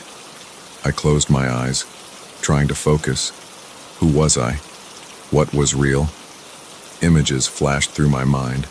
Training sessions, covert meetings, a life I didn't recognize but somehow knew was mine. When I opened my eyes, the apartment was disintegrating around us. Through the cracks, I could see not the hallway or the apartment next door, but a swirling void of color and light. "Sarah," the man said, his voice urgent, "it's time. Take my hand." I looked at him, really looked at him for the first time, and suddenly, I knew him. Not as a stranger, not as an intruder, but as someone I trusted with my life. I reached out and took his hand. The world exploded around us in a cacophony of sound and light. I felt like I was falling, drowning, being torn apart and put back together all at once. And then, I woke up. I was lying on a cold metal table, wires and tubes connected to my body. The room around me was stark and clinical, filled with beeping machines and concerned faces. "Welcome back, Agent Jennings," a voice said. I turned to see the man from the apartment, my handler, I now remembered, standing beside me. "You've been gone a long time. We've got a lot of work to do." As the memories of my real life came flooding back, I felt a pang of loss for the simple, ordinary existence I'd left behind. But I also felt a surge of purpose, of rightness. This was who I was meant to be. I sat up, wincing at muscles stiff from disuse. "All right," I said, my voice hoarse but determined. "Let's get to work." The life I'd known was gone, shattered like the illusion it had always been. But a new life, my real life, was just beginning. And this time I was ready for whatever challenges it might bring.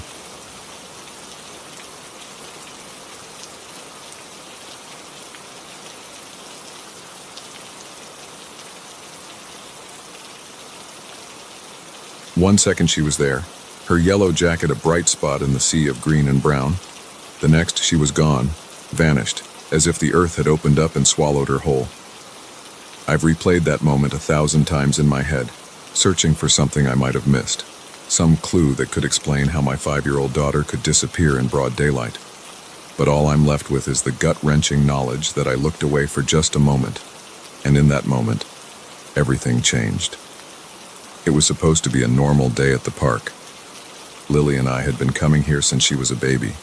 It was our special place, a sprawling green oasis in the heart of the city with winding paths, a duck pond, and a playground that Lily adored.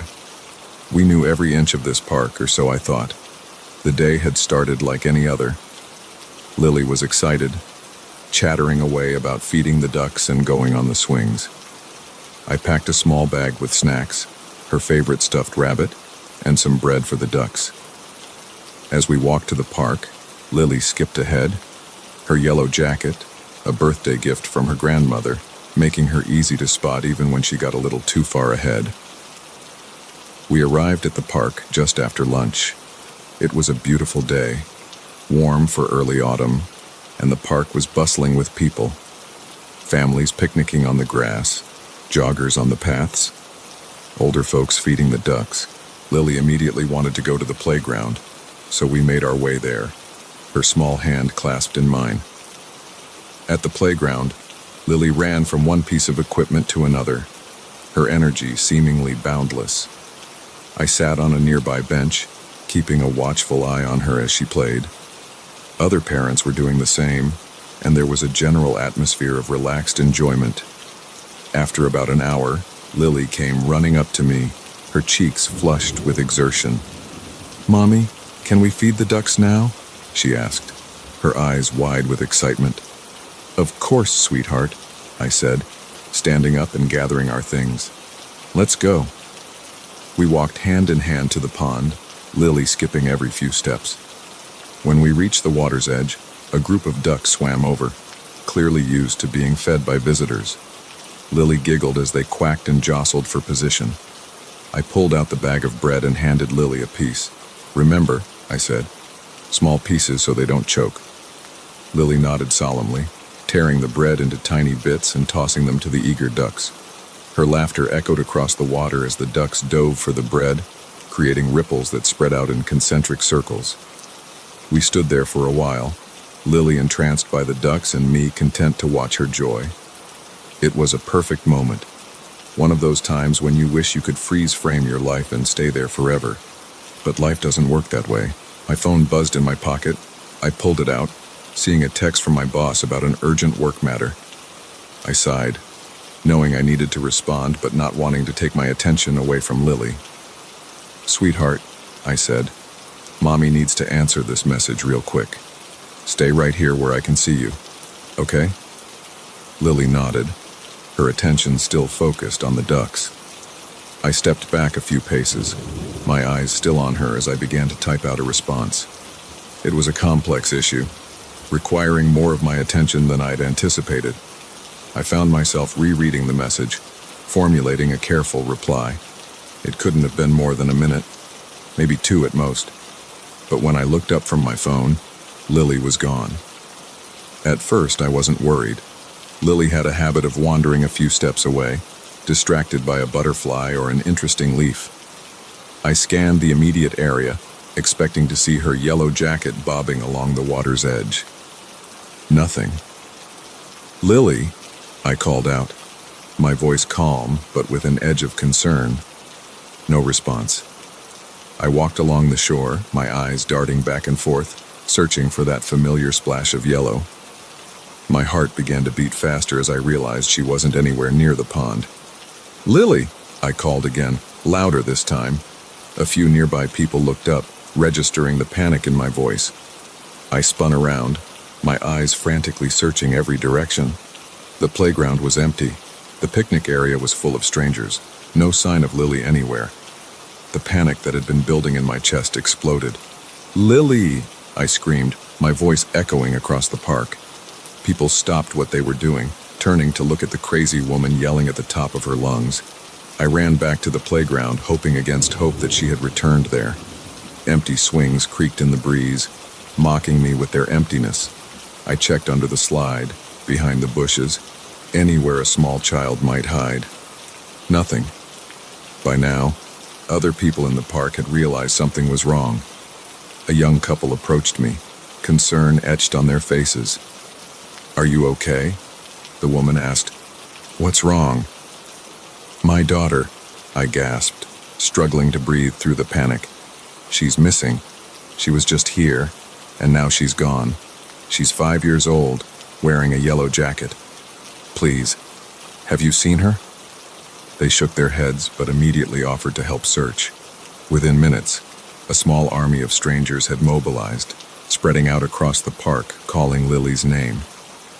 I don't know who called the police, but suddenly they were there, asking me questions I could barely focus on.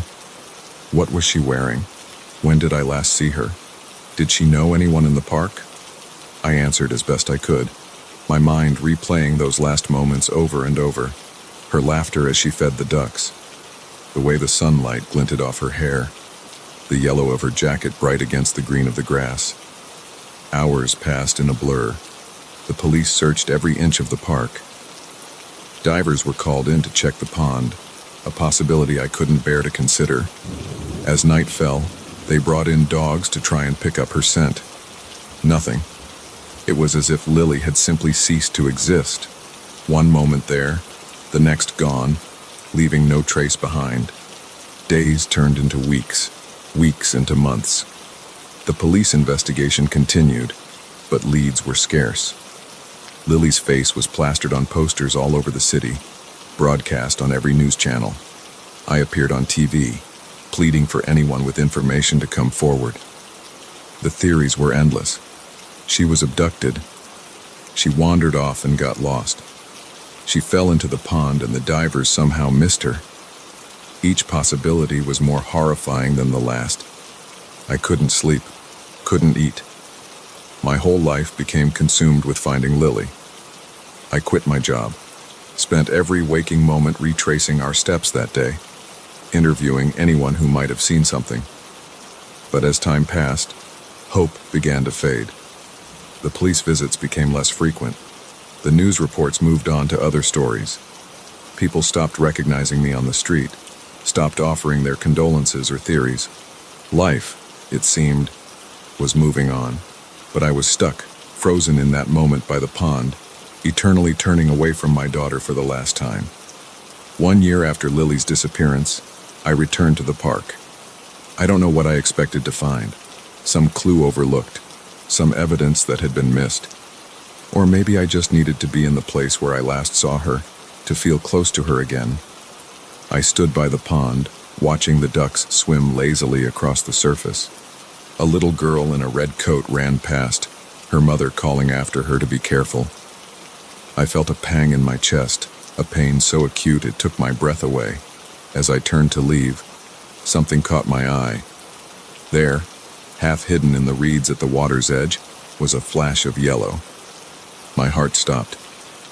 With trembling hands, I reached out and pulled it free. It was a piece of fabric, weathered and faded, but unmistakably the same shade as Lily's jacket. How had this been missed? How had I missed it in all my searches? I clutched the fabric to my chest, tears streaming down my face. It wasn't an answer. It wasn't Lily. But it was something. A tangible piece of evidence that she had been here, that I hadn't imagined at all. As I stood there, holding that small piece of yellow fabric, I made a promise. To Lily, to myself, to whatever power might be listening. I would never stop looking, never stop hoping. Somewhere out there, my daughter was waiting to be found, and I would search until my last breath to bring her home. The park continued its life around me. Children laughed, ducks quacked, joggers ran past. But for me, time stood still. In my mind, Lily was still 5 years old, still wearing her yellow jacket and still just out of reach. And I would keep reaching, keep searching, until I found her again.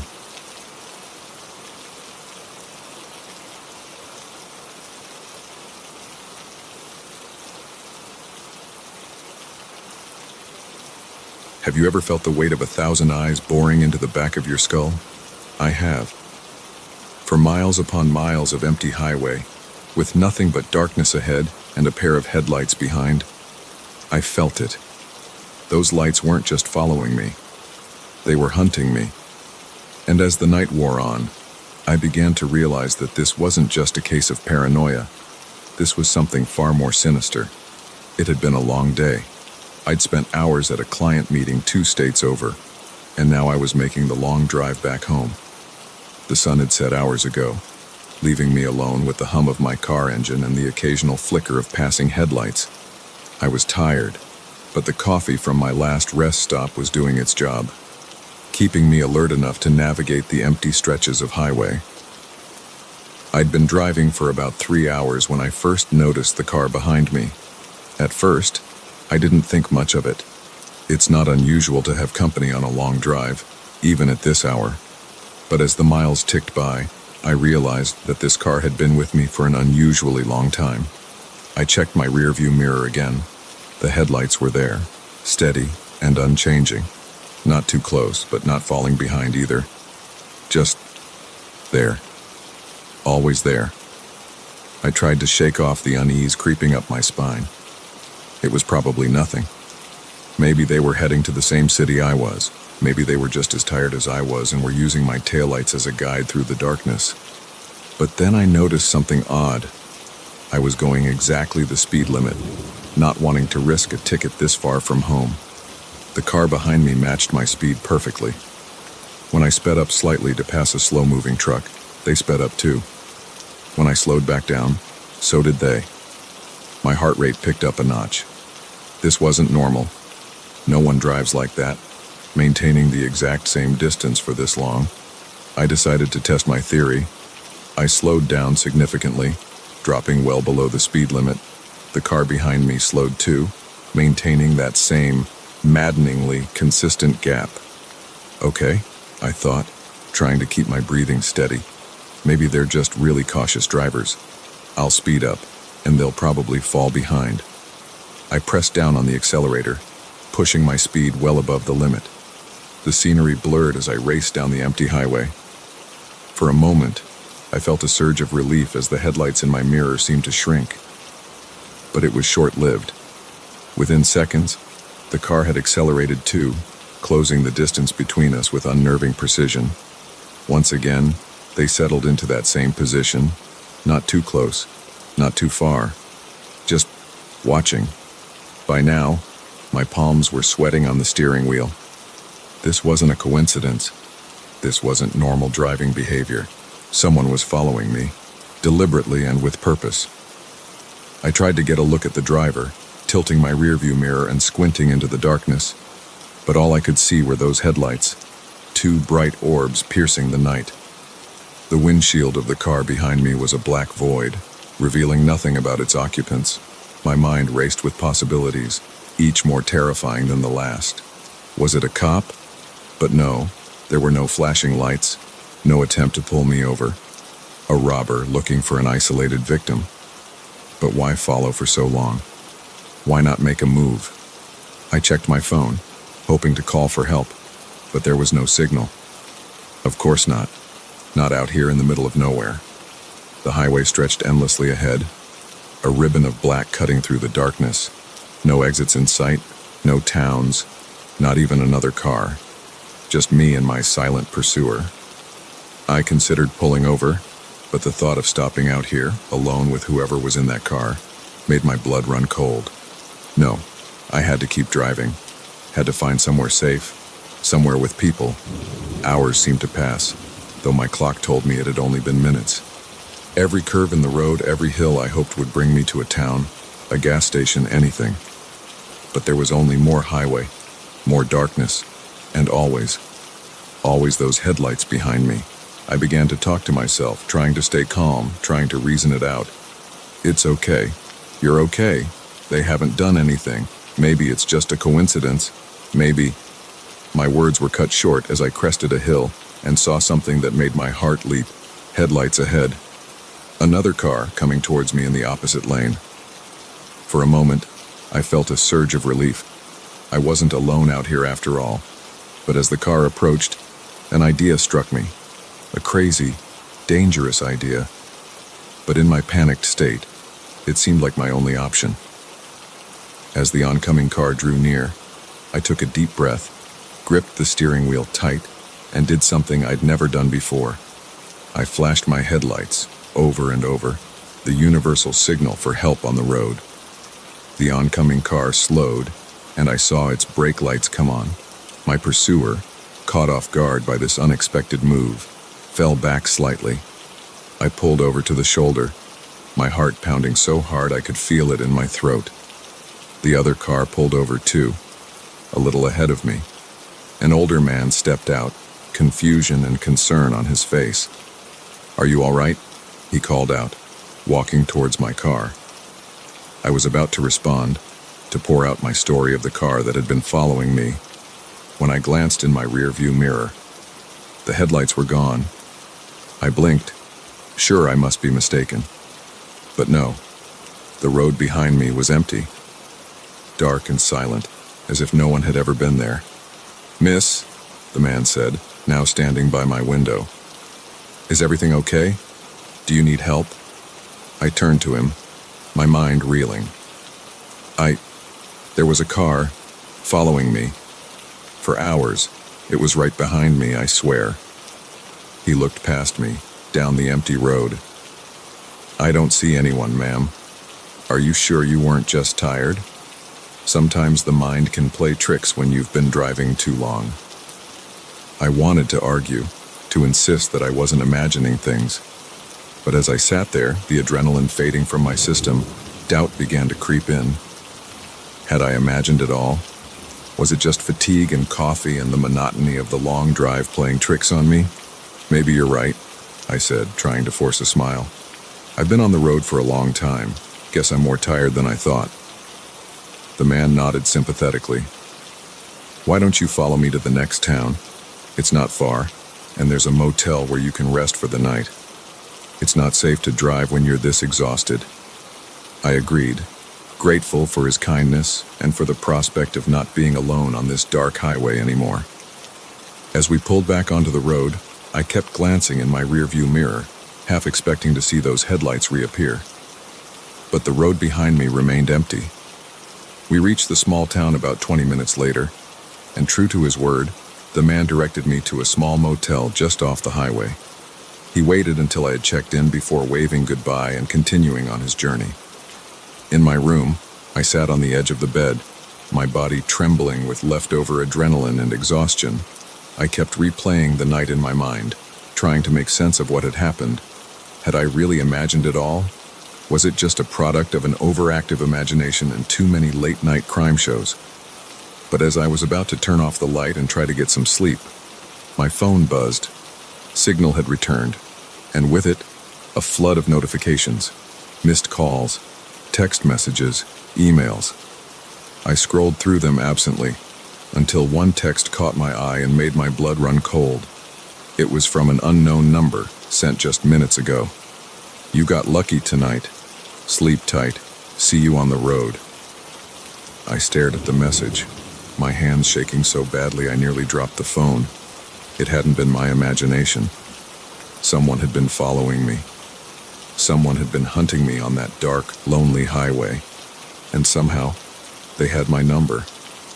I didn't sleep that night. How could I? I sat in that motel room, jumping at every sound, peering out the window at every passing car. When dawn finally broke, I checked out and hit the road again, this time sticking to busy highways and driving straight through to home. But even now, months later, I can't shake the memory of that night. Every time I get behind the wheel, every time I see headlights in my rearview mirror, I feel that same cold dread creeping up my spine. Because I know now that the darkness doesn't just hide monsters in closets or under beds. Sometimes, the real monsters are out there on the open road, hidden behind a pair of headlights, just waiting for their chance to strike.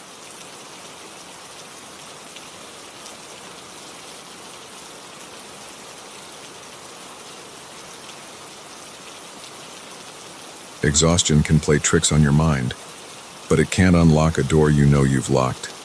It can't leave muddy footprints on a carpet you've never stepped on, and it certainly can't explain the feeling of eyes watching you in an empty room. That night at the motel, I learned that sometimes the most terrifying monsters aren't the ones that hide under your bed, but the ones that have the key to your room. I'd been driving for 14 hours straight, my eyes burning from the endless stretch of highway and my back aching from too many hours hunched over the steering wheel. The neon sign of the Sleepy Pine Motel glowed like a beacon in the darkness, promising a bed and a few hours of desperately needed rest before I had to hit the road again. The night clerk barely looked up from his magazine as I checked in, sliding a key across the worn counter with a mumbled, "Room 104.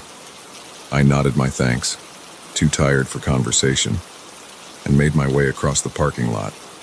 The room was exactly what you'd expect from a budget motel in the middle of nowhere. Faded wallpaper, a lumpy bed, and the faint smell of old cigarette smoke that no amount of air freshener could quite mask. But at that moment, it looked like the Ritz-Carlton to my weary eyes. I did a quick sweep of the room out of habit, checking the locks on the door and window, peeking behind the shower curtain. Satisfied that everything was secure, I tossed my bag onto the chair in the corner and collapsed onto the bed, not even bothering to take off my shoes. I must have fallen asleep instantly because the next thing I knew, I was jolting awake, my heart pounding. Something had woken me, but in the fuzzy space between sleep and waking, I couldn't remember what. The room was dark, the only light coming from the neon sign outside, casting an eerie red glow through the thin curtains. As I lay there, trying to calm my racing heart, I heard it, a soft click, like someone trying to turn a doorknob very, very slowly. My breath caught in my throat. I strained my ears, convinced I must have imagined it. But there it was again, slightly louder this time. I sat up, my eyes fixed on the door. The handle jiggled, once, twice, then silence. "Hello?" I called out, my voice sounding small and scared in the quiet room. No response. I slid out of bed, my feet hitting the carpet with a soft thud. That's when I felt it, dampness seeping through my socks. Confused, I reached for the bedside lamp, flicking it on. My heart nearly stopped. There, leading from the door to the bed, was a trail of muddy footprints. footprints that weren't mine. I stumbled backward, nearly tripping over my own feet. This couldn't be real. I was dreaming. I had to be dreaming, but the chill of the damp carpet against my feet felt all too real. With shaking hands, I grabbed my phone from the nightstand, ready to call for help. But as I unlocked the screen, I saw something that made my blood run cold. It was 3:07 a.m. I had been asleep for over 4 hours. 4 hours during which someone had been in my room. The realization hit me like a physical blow. I wasn't safe here. I needed to leave, now. I grabbed my bag, not bothering to check if I had everything. As I reached for the door handle, I hesitated. What if they were still out there, waiting? But staying in this room felt like being trapped in a cage. Taking a deep breath, I yanked the door open, ready to make a run for it. The parking lot was empty, eerily quiet under the flickering neon light. My car sat where I had left it, a comforting sight in the sea of uncertainty.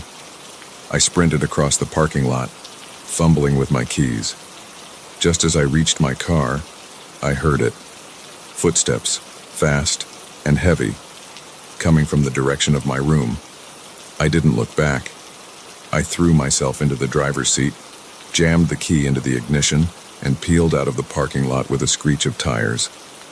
As I sped down the dark highway, my hands shaking on the steering wheel, I glanced in the rearview mirror. For a split second, I thought I saw a figure standing in the middle of the road, watching my car disappear into the night. But when I looked again, the road behind me was empty. I drove for hours, too scared to stop, jumping at every shadow and sound. When the sun finally rose, I pulled into a busy truck stop, the normality of morning commuters and tired truckers a balm to my frayed nerves. As I sat there, nursing a cup of terrible coffee, I tried to make sense of what had happened. Had I imagined it all? Was it just an especially vivid nightmare brought on by exhaustion? But then I looked down and saw the mud still caked on my socks. This was no dream. I never reported what happened. Who would believe me? A locked room, mysterious footprints, a vanishing intruder. It sounded like the plot of a bad horror movie, but I know what I saw, what I felt. Now, years later, I still can't shake the memory of that night. I avoid motels whenever possible, preferring to sleep in my car at rest stops if I have to. And every night, just before I fall asleep, I check the locks, twice. Because I know now that sometimes locks aren't enough to keep the monsters out. But the thing that haunts me most, the question that keeps me up at night, is this. What if the footprints hadn't woken me up? What was the intruder planning to do? And most chillingly of all, how many other people have slept in that room, blissfully unaware of the danger lurking in the shadows? I'll never know the answers to these questions, but one thing's for certain. I'll never forget the night I learned that sometimes the most terrifying thing isn't what you can see, but what you can't. The presence you feel but can't explain. The eyes you know are watching, even when the room is empty. So the next time you're in a motel room and you hear that soft click in the middle of the night, remember my story. Check the locks, and maybe, just maybe, sleep with one eye open, because you never know who might have the key to your room. As for me, I've learned to live with the paranoia, the constant looking over my shoulder.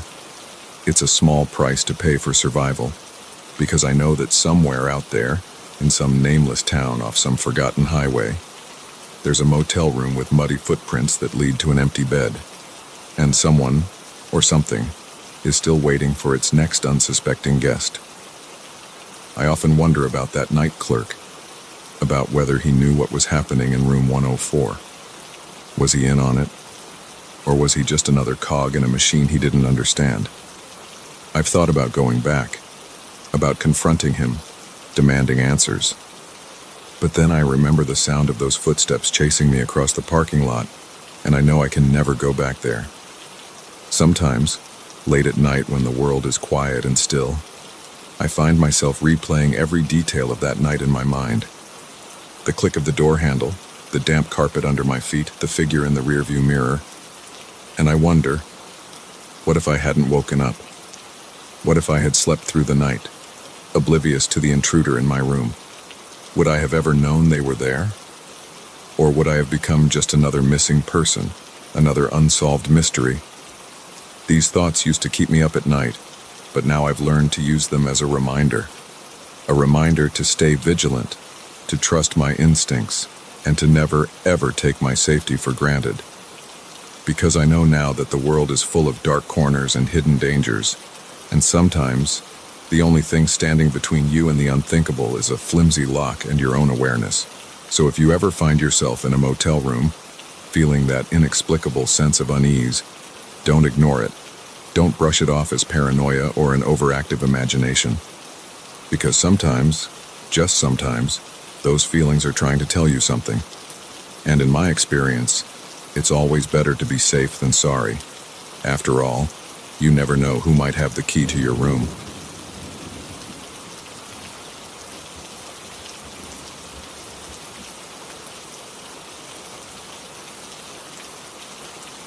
You never truly know a person until you're trapped in a car with them for hours on end. I learned this lesson the hard way, on a stretch of lonely highway with a stranger whose smile didn't quite reach his eyes. What started as an act of kindness quickly spiraled into the most terrifying ride of my life. I'd been driving for about 6 hours when I saw him, thumb out, standing on the side of the road. It was getting dark, and the clouds overhead threatened rain. I'm not usually one to pick up hitchhikers, but something about his dejected posture and the desolate surroundings made me slow down. As I pulled over, I got a better look at him. He seemed normal enough, mid-30s maybe, wearing jeans and a jacket that had seen better days. His hair was a bit messy, and there was dirt on his shoes like he'd been walking for a while. He jogged up to the car, a grateful smile on his face. "Thanks, man," he said as he climbed in. "Not a lot of people stop anymore." I nodded, trying to play it cool. "Where are you headed?" "Just down the road a bit," he replied, settling into the passenger seat. "Anywhere you're going is good enough for me." I pulled back onto the road, the silence in the car broken only by the hum of the engine and the occasional swish of the wipers clearing the light drizzle that had started to fall. "Been out here long?" I asked, just to break the silence. "A couple hours, I guess," he said, his voice flat. "Had a ride earlier, but they were going in the wrong direction." I nodded, not really sure what to say to that. We drove in silence for a while, the darkness outside growing deeper as we left the last vestiges of twilight behind. "So," he said after a while, turning to face me, "you pick up hitchhikers often?" "Not really," I admitted. "First time, actually." He chuckled, a low sound that made me grip the steering wheel a little tighter. "First time, huh? Must be my lucky night." I forced a smile but didn't say anything. Something about the way he said it rubbed me the wrong way. "You ever meet someone and just know they've done bad things?" he asked suddenly. I glanced at him, caught off guard by the question. "What do you mean?" He shrugged, still staring straight ahead. "You know, some people you can just tell. They've done things, hurt people, maybe even killed people." My heart skipped a beat. I swallowed hard, trying to keep my voice steady. "I guess I don't really think about it." He chuckled again, that same low sound that made the hair on the back of my neck stand up. "Yeah, most people don't, but I can always tell." I didn't respond, didn't know how to respond. My mind was racing, trying to figure out how to get out of this situation. We were miles from anywhere, no other cars on the road, no cell signal. "You ever do something you regret?" he asked, his voice quieter now. I shook my head, not trusting myself to speak. "Never?" he pressed. "Never hurt someone? Never thought about it?" "No," I managed to say, my throat dry. He was silent for a moment, and I could feel his eyes on me. "I have," he said finally. My stomach dropped. I gripped the steering wheel so tight my knuckles turned white. "Couple years ago," he continued, his voice casual as if he was discussing the weather, Met this guy at a bar. He was mouthing off, saying things he shouldn't have. I didn't mean to hurt him, not really, just wanted to shut him up. But things got out of hand. I felt like I was going to be sick. This couldn't be happening. This had to be some kind of sick joke. What happened? I asked, my voice barely above a whisper. He shrugged. He didn't make it. Cops never found out. It's not hard to hide something like that if you know what you're doing.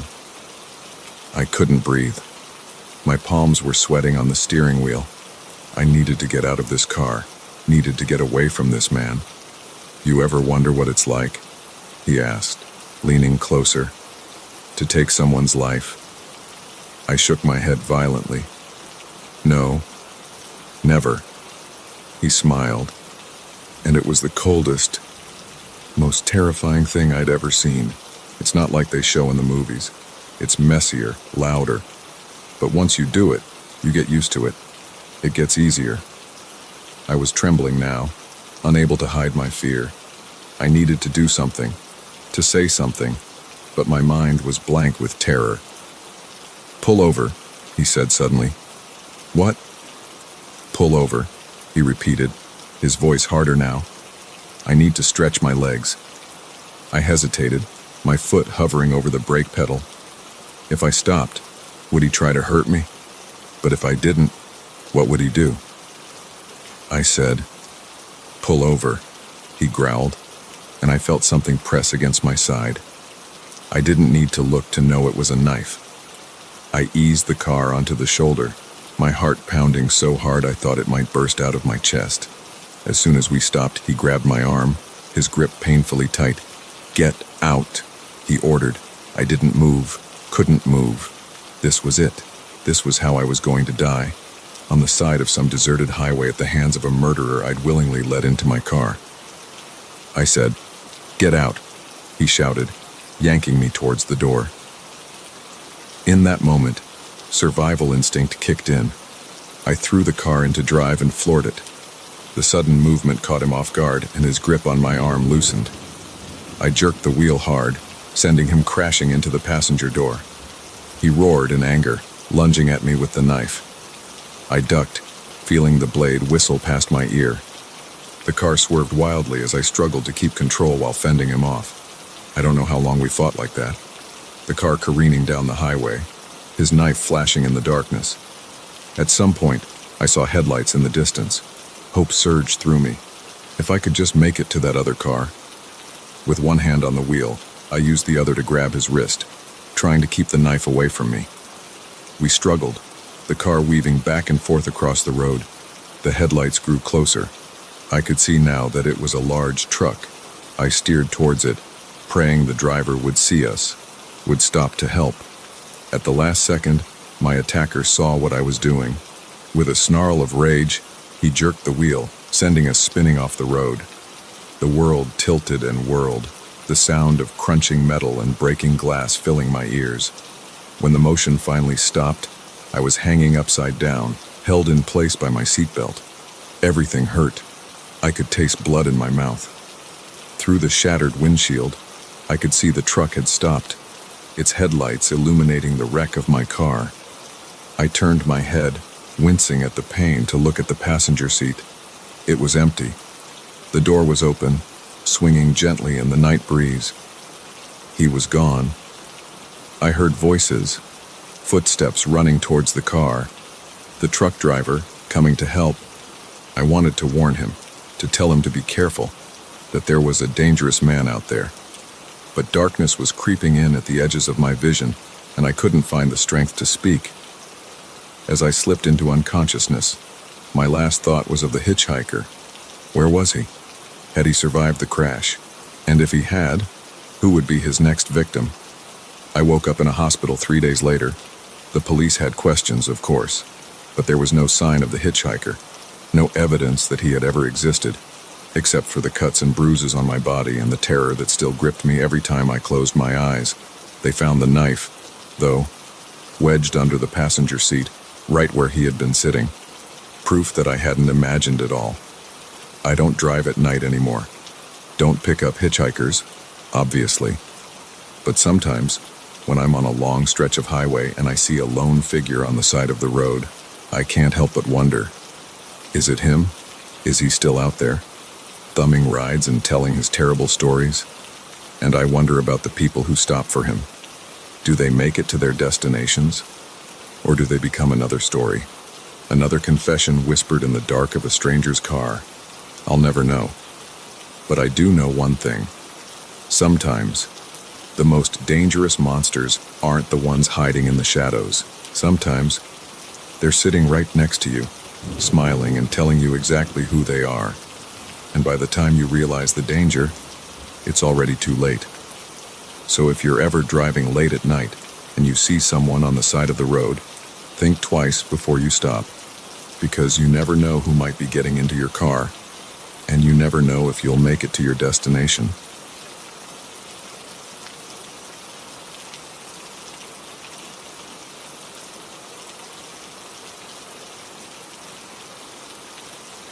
I never thought I'd be afraid of my own shadow, but that's what happens when you realize your every move is being watched.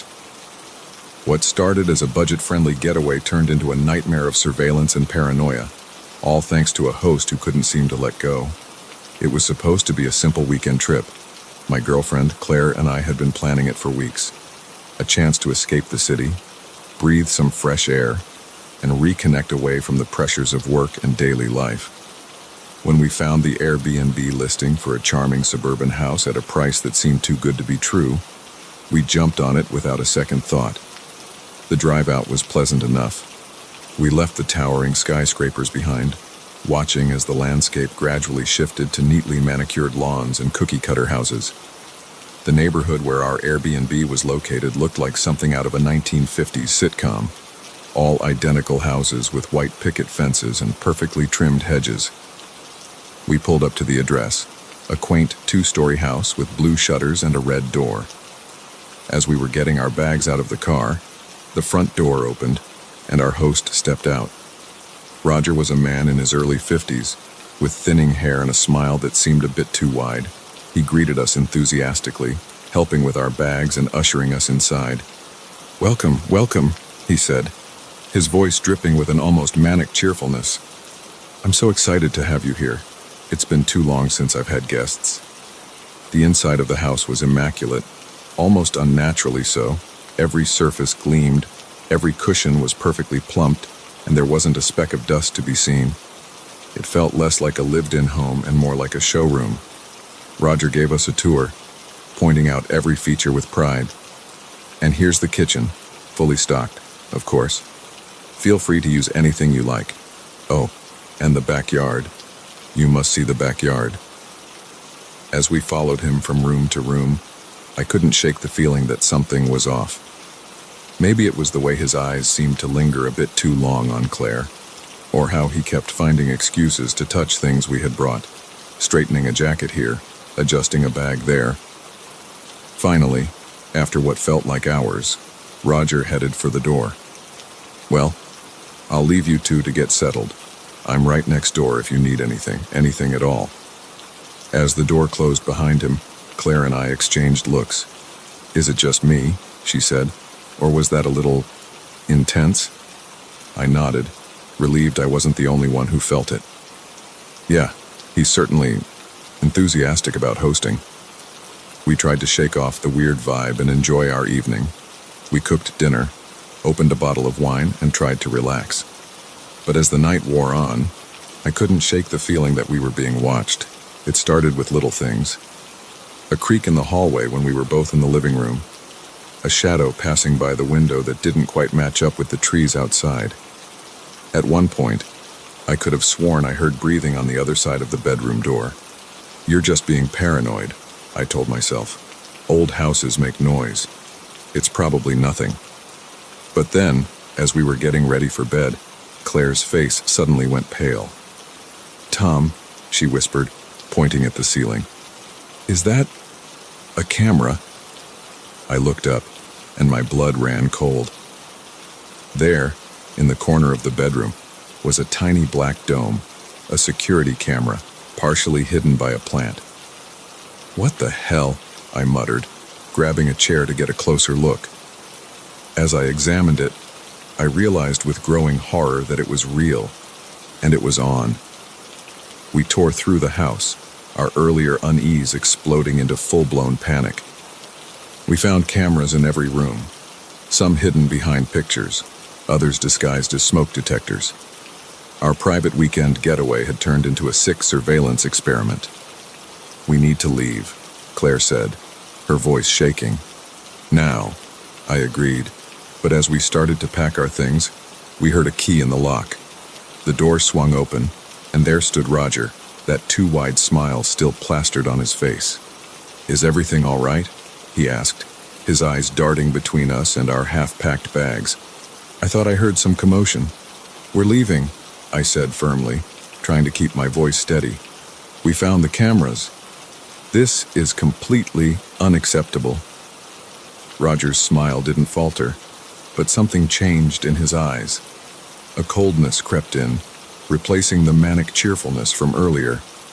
"Cameras," he said, feigning innocence. "Oh, those old things. They're not even connected. Just left over from the previous owners. Nothing to worry about." "They're on," Claire snapped. "We saw the lights. We're not stupid." Roger's smile finally dropped. He stepped into the house, closing the door behind him. Now, he said, his voice low and dangerous. "Let's not do anything hasty. You've only just arrived. It would be a shame to cut your stay short." I stepped in front of Claire, my heart pounding. "We're leaving," I repeated. "Get out of our way." Roger didn't move. "I'm afraid I can't let you do that. You see, I've grown quite fond of you both already. I think you'll find that extending your stay will be in everyone's best interest." The implication in his words sent a chill down my spine.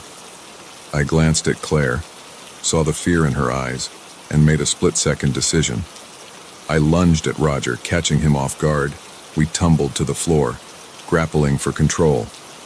"Claire, run!" I shouted. She didn't hesitate, grabbing our bags and bolting for the door. Roger was stronger than he looked, and it took everything I had to keep him pinned down. I heard the car start outside and knew Claire had made it out. With a surge of adrenaline, I managed to break free from Roger's grasp. I scrambled to my feet and ran, not daring to look back. I jumped into the passenger seat of our car just as Claire was pulling away from the curb. As we sped down the street, I saw Roger in the rearview mirror, standing in the middle of the road, watching us go. Even from a distance, I could see that terrifying smile was back on his face. We drove for hours, not stopping until we were several towns over. We found a motel, paid cash, and holed up for the night, jumping at every sound. The next day, we reported everything to the police and to Airbnb. But when the authorities went to investigate, they found the house empty. No cameras, no Roger, no evidence of anything amiss. It was as if our entire nightmarish experience had been a shared hallucination. We tried to move on, to forget about that weekend, but sometimes, late at night, I still wake up in a cold sweat, convinced I can hear breathing on the other side of the door. I check my phone obsessively for hidden apps, scan my apartment for tiny lenses, and every time I pass a house with blue shutters and a red door, I can't help but wonder, is Roger in there, waiting for his next unsuspecting guests? Are there other houses out there, filled with hidden cameras and hosts with too wide smiles? I'll never use Airbnb again. Hotels might be more expensive, but at least there, anonymity is part of the deal. No overly friendly hosts, no perfectly manicured lawns hiding sinister secrets. Claire and I are still together, but that weekend left its mark on us. We're more cautious now, more aware of the potential dangers lurking behind friendly faces and good deals.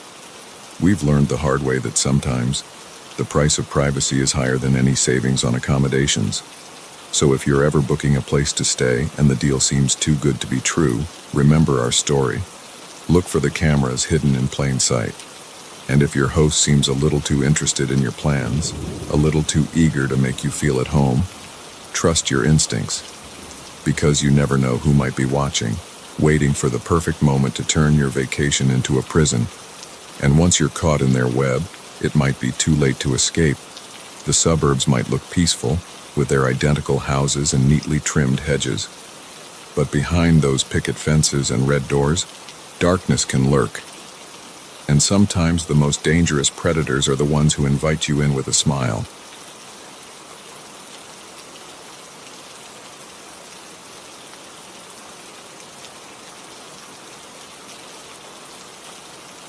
I always thought I knew my neighborhood like the back of my hand. Every street, every corner, every shortcut. But on that moonless night, as footsteps echoed behind me and familiar roads twisted into an endless maze, I realized how little I truly knew about the dark corners of my own backyard. It had been a long night at the office. By the time I left, the streets were empty, the last stragglers from nearby bars long gone. I decided to walk home, figuring the cool night air would help clear my head. It was a route I'd taken 100 times before, a straight shot through residential areas that would get me home in 20 minutes flat. The first few blocks were uneventful. Streetlights cast pools of yellow light on the sidewalk, and the hum of distant traffic provided a comforting urban lullaby. I was lost in thought, mentally reviewing tomorrow's to-do list. When I first heard it, footsteps, slightly out of sync with my own. I glanced over my shoulder, but the street behind me was empty. Shaking my head, I pressed on. Probably just an echo, I told myself, or maybe a cat prowling the night. But the footsteps continued, growing slightly louder with each passing minute. I picked up my pace, my heart rate quickening to match my steps. Another look back revealed nothing but shadows. I turned onto Cedar Street, a quiet residential road lined with old Victorian houses. As I passed under a flickering streetlight, I saw something that made my blood run cold. A figure, tall and lean, standing at the far end of the block. Even from this distance, I could tell they were staring directly at me. Fight or flight instinct kicked in, and I chose flight. I turned sharply onto Maple Avenue, a street I knew would lead me straight home. But as I hurried along, something felt off. The houses looked different, older and more run down than I remembered. Had I taken a wrong turn? The footsteps behind me grew louder, more insistent. I broke into a run, no longer caring if I looked foolish. All I wanted was to get home, to lock my door, and forget this night ever happened. I turned onto what I thought was my street, only to find myself facing an unfamiliar cul-de-sac. Panic started to set in. How was this possible? I'd lived in this neighborhood for years. There shouldn't be any streets I didn't recognize. The sound of footsteps was closer now, echoing off the houses around me. I spun around, ready to confront whoever was following me, but the street behind me was as empty as the one ahead. "Hello?" I called out, my voice shaking. "Is someone there?" No response, just the faint rustle of leaves in the night breeze. I pulled out my phone, intending to call for help or at least use the GPS to figure out where I was. But the screen remained stubbornly dark. Dead battery. Of all the nights for this to happen. With no other choice, I pressed on, trying to retrace my steps, but each turn led me deeper into unfamiliar territory. Streets I'd never seen before stretched out in front of me, lined with houses that seemed to leer in the darkness. The footsteps continued, sometimes fading into the distance only to return louder than ever. I caught glimpses of movement in my peripheral vision, a shadow darting between houses, a figure watching from a darkened window. But every time I turned to look, there was nothing there. Hours seemed to pass as I wandered through this twisted version of my neighborhood. My feet ached, my throat was dry from panic, and exhaustion tugged at the edges of my consciousness. But still, I couldn't find my way home. As I turned yet another corner, I saw something that made my heart leap. A familiar street sign. Elm Street. My street. Relief flooded through me as I started down the road, my pace quickening with each step.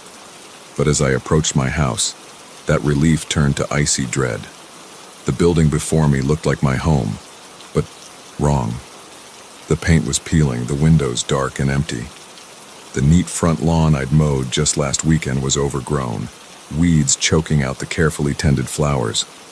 I stood there, staring at this nightmare version of my house, when I heard it.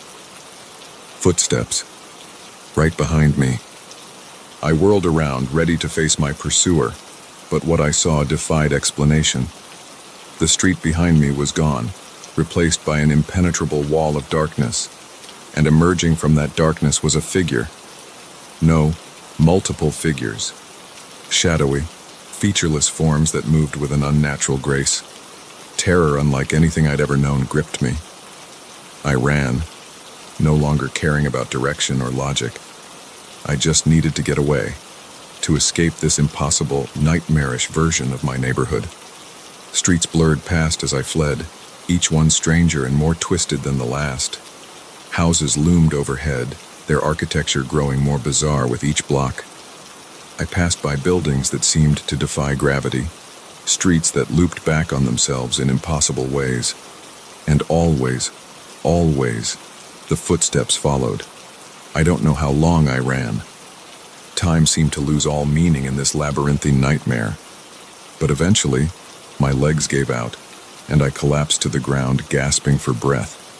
As I lay there, waiting for the shadows to overtake me, I heard something new. A voice, calling my name. Tom, wake up. The world around me began to blur and fade. The twisted houses, the impossible streets, all of it dissolved into a swirling mist. I opened my eyes to find myself at my desk at work, my colleague shaking my shoulder gently. "You were having quite a nightmare," she said, concern etched on her face. "Are you okay?" I nodded, still disoriented, my heart racing from the lingering fear of the dream. "Yeah, I'm fine. Just a bad dream." As I gathered my things to head home, relief washed over me. It had all been a dream, a terrifying, vivid dream, but a dream nonetheless. But as I stepped out of the office into the dark night, a chill ran down my spine. The streets looked different, unfamiliar in a way I couldn't quite put my finger on. And as I started my walk home, I couldn't shake the feeling that somewhere behind me, just out of sight, footsteps echoed in the darkness. I quickened my pace, suddenly very eager to get home and lock my door. But with each turn, the streets seemed to shift and change. What should have been familiar landmarks were distorted, as if seen through a funhouse mirror. Panic started to creep in as I realized I didn't recognize where I was. This couldn't be happening. It was just a dream, wasn't it? But the sound of footsteps growing closer told me otherwise. This was real. Somehow, impossibly, terrifyingly real. I started to run, no longer caring about looking foolish or attracting attention. All I wanted was to get home, to escape this nightmare that had somehow bled into reality. But with each turn, each desperate sprint down unfamiliar streets, I knew the truth. I was lost, trapped in a maze of my own neighborhood, with something dark and unknowable in pursuit. And as the footsteps grew ever closer, I realized that sometimes the most terrifying monsters aren't the ones that hide under our beds or in our closets. Sometimes they're the ones that transform the familiar into the unrecognizable, that turn our safe havens into labyrinths of fear. I'm still running, still trying to find my way home. And I know that somewhere out there, in the twisted streets of this nightmare version of my neighborhood, those footsteps are still following, waiting for the moment I slow down, for the instant I let my guard drop. So I keep moving, keep searching for a way out of this maze, because I know that if I stop, if I let those footsteps catch up to me, I may never find my way home again. And in the back of my mind, a terrifying thought lingers. What if I'm not the only one trapped here? What if there are others, lost in their own familiar yet foreign neighborhoods, running from footsteps that never tire, never slow? So if you ever find yourself on a dark street that should be familiar but isn't, if you hear footsteps echoing behind you in the night, remember my story. And run. Run, and pray you find your way home before the darkness swallows you whole.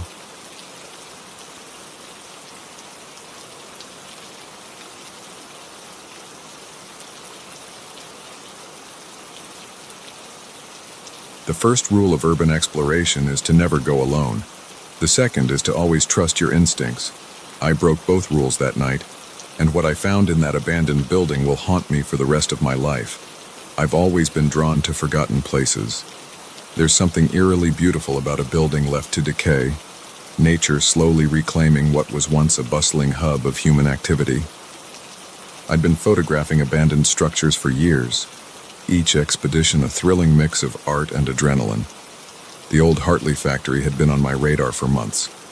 A massive complex on the outskirts of town, it had been shuttered for decades, its hulking silhouette a stark reminder of the city's industrial past. Getting inside had proven challenging. The place was surrounded by a high fence topped with barbed wire, and local security patrols were known to be vigilant. But on that fateful night, I finally saw my chance.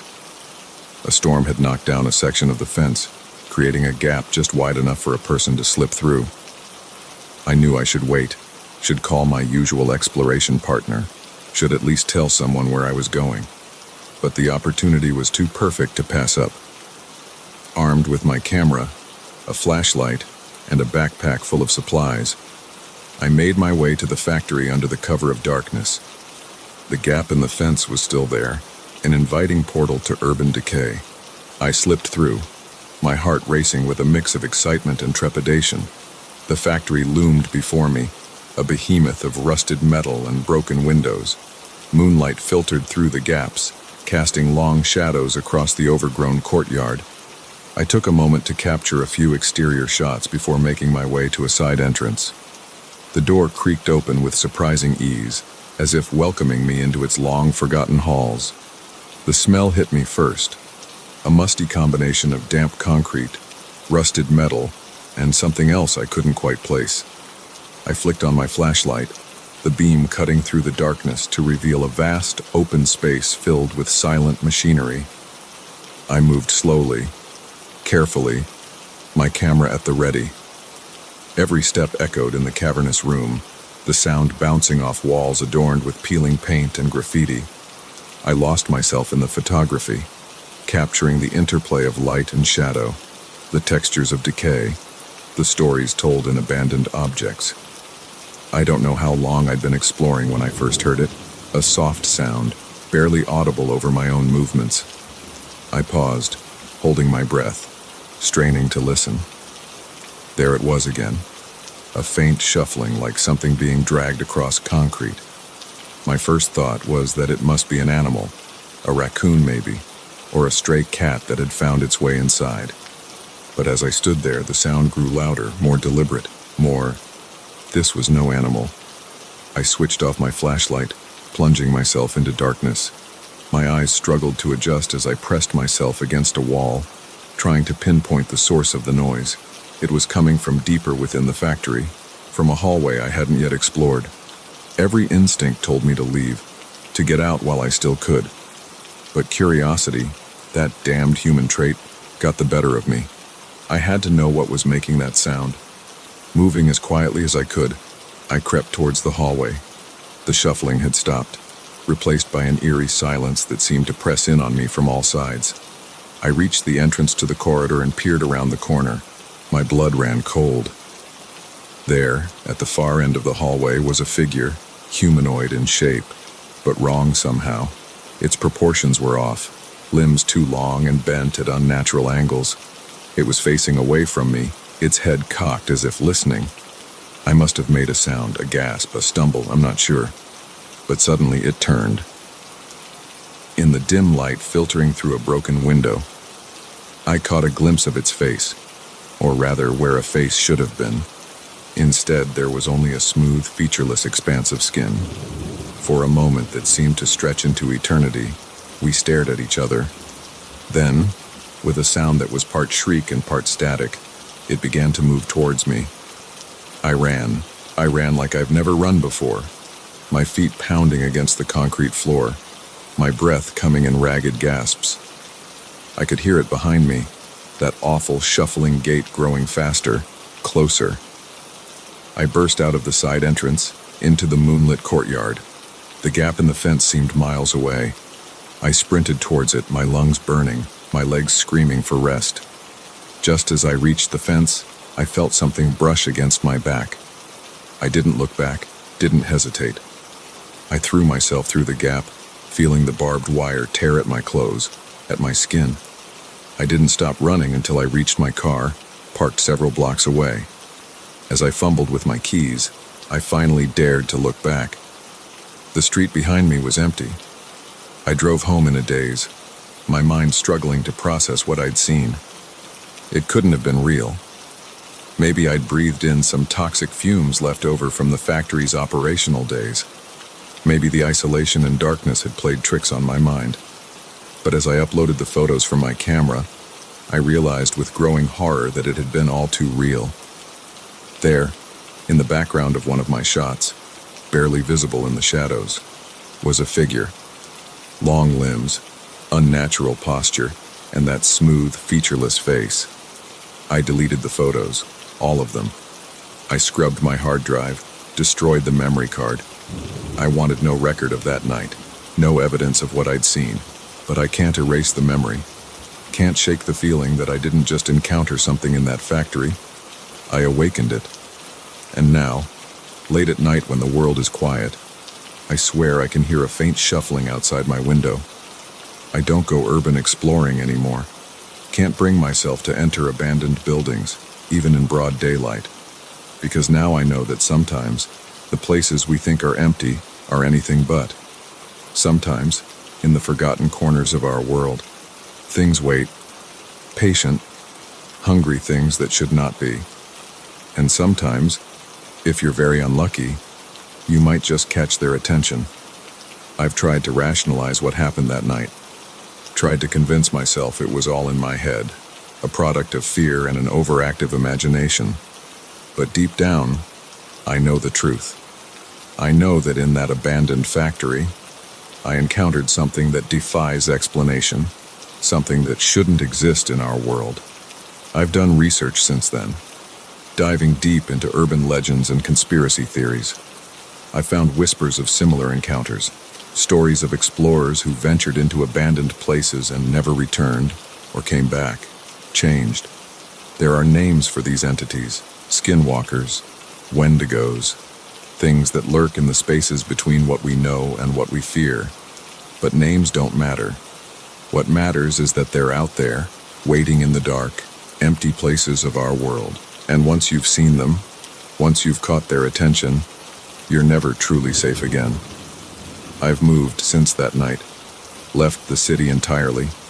I live in a small town now, surrounded by people and light. But even here, I can't escape the feeling that I'm being watched. That somewhere out there, that thing from the factory is looking for me, biding its time. So I keep my doors locked, my curtains drawn, I don't go out at night, and I never, ever explore abandoned buildings. Because I know now that sometimes, the most terrifying things aren't the ghosts of the past that linger in those forgotten places. Sometimes, it's the things that have always been there, waiting for someone foolish enough to disturb their slumber. If you're an urban explorer, if you're drawn to the allure of abandoned places, heed my warning.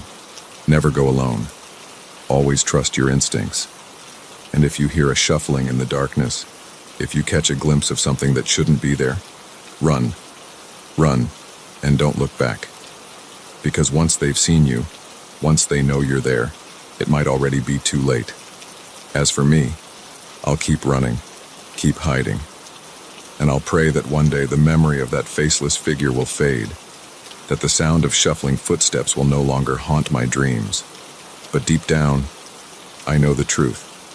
Some things, once seen, can never be unseen, and some encounters change you forever, leaving you forever looking over your shoulder, forever wondering what lurks in the shadows of the world we thought we knew.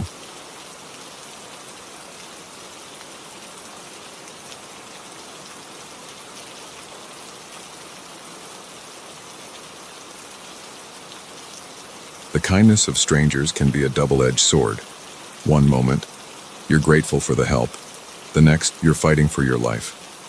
I learned this lesson on a lonely stretch of road, where a good Samaritan's smile hid the darkest of intentions. It was supposed to be a simple road trip, just me, my old reliable car, and the open highway stretching out before me. I'd made this drive a dozen times before, visiting my sister who lived 3 states over. But this time, fate had other plans. The trouble started about halfway through my journey. The sun had set hours ago, leaving me alone with the hum of my engine and the occasional flicker of passing headlights. I was tired, but the coffee from my last rest stop was doing its job, keeping me alert enough to navigate the empty stretches of highway. That's when I heard it, a strange rattling sound coming from under the hood. I tried to ignore it at first, hoping it was just road debris or my imagination playing tricks on me. But as the minutes ticked by, the sound grew louder, more insistent. Then, without warning, my car began to sputter. The engine coughed and wheezed, and I felt the vehicle losing power. My heart sank as I realized what was happening. I managed to guide the car onto the shoulder just as it gave its final gasping shudder and died. I sat there for a moment, my hand still gripping the steering wheel, trying to process the situation. I was stranded in the middle of nowhere, my phone showing no signal, and the nearest town was miles away. Just as panic began to set in, I saw headlights approaching in my rearview mirror. Relief washed over me as a pickup truck slowed and pulled up behind me. Maybe my luck was turning around after all. A man stepped out of the truck, his features obscured by the glare of his headlights. As he approached my window, I could make out more details. He was tall, probably in his late 40s, with a scruffy beard and a worn baseball cap. "Having some trouble?" he asked, his voice gruff but not unkind. I nodded, trying to keep the desperation out of my voice. "Yeah, my car just died on me. I don't suppose you know anything about engines." He chuckled. "As a matter of fact, I do. Pop the hood, and let's take a look." I did as he asked, grateful for the help. As he leaned over the engine, I couldn't shake a nagging feeling in the pit of my stomach. Something felt off, but I couldn't put my finger on what. "Looks like your alternator's shot," he said after a few minutes. "I can try to jump-start it, but you won't get far. There's a town about 20 miles up the road with a mechanic. I can give you a tow if you'd like." I hesitated. The offer was tempting, but the idea of getting into a stranger's truck in the middle of the night made me uneasy. As if sensing my reluctance, he gave me a reassuring smile. "Don't worry, I'm not some axe murderer," he joked. "Just a guy trying to help out. Name's Mike, by the way." Against my better judgment, I agreed. Mike seemed friendly enough, and I didn't have many other options. As he hitched my car to his truck, I gathered my purse and phone, sending up a silent prayer that I was making the right decision. The first few miles were uneventful. Mike kept up a steady stream of small talk, asking about my trip and commenting on the weather. But as we drove deeper into the night, I noticed something that made my blood run cold. We had passed a sign for the town he'd mentioned, but instead of turning off, Mike kept driving straight ahead. I think we missed the turn," I said, trying to keep my voice calm. Mike's grip on the steering wheel tightened. "Oh, did we? Must have been distracted. No worries, I know a shortcut." But we didn't turn around. We just kept driving, the miles stretching out before us, taking us further and further from civilization. The unease I'd felt earlier bloomed into full-blown fear. "Where are we going?" I demanded, no longer able to hide the tremor in my voice. Mike's friendly demeanor vanished in an instant. His face hardened, and when he looked at me, his eyes were cold and empty. "Somewhere quiet," he said, his voice low and menacing. "Somewhere no one will hear you scream." Terror gripped me. This couldn't be happening. This was the stuff of nightmares and true crime podcasts, not something that happened to real people like me. I reached for the door handle, ready to jump out of the moving vehicle if I had to. But Mike was faster. He grabbed my arm, his grip like iron. "I wouldn't do that if I were you," he growled. "We're going awful fast. Might hurt yourself. My mind raced, searching for a way out of this nightmare. I thought about my phone, but even if I could reach it, there was still no signal. I was trapped, hurtling through the darkness with a man whose intentions were becoming clearer by the second.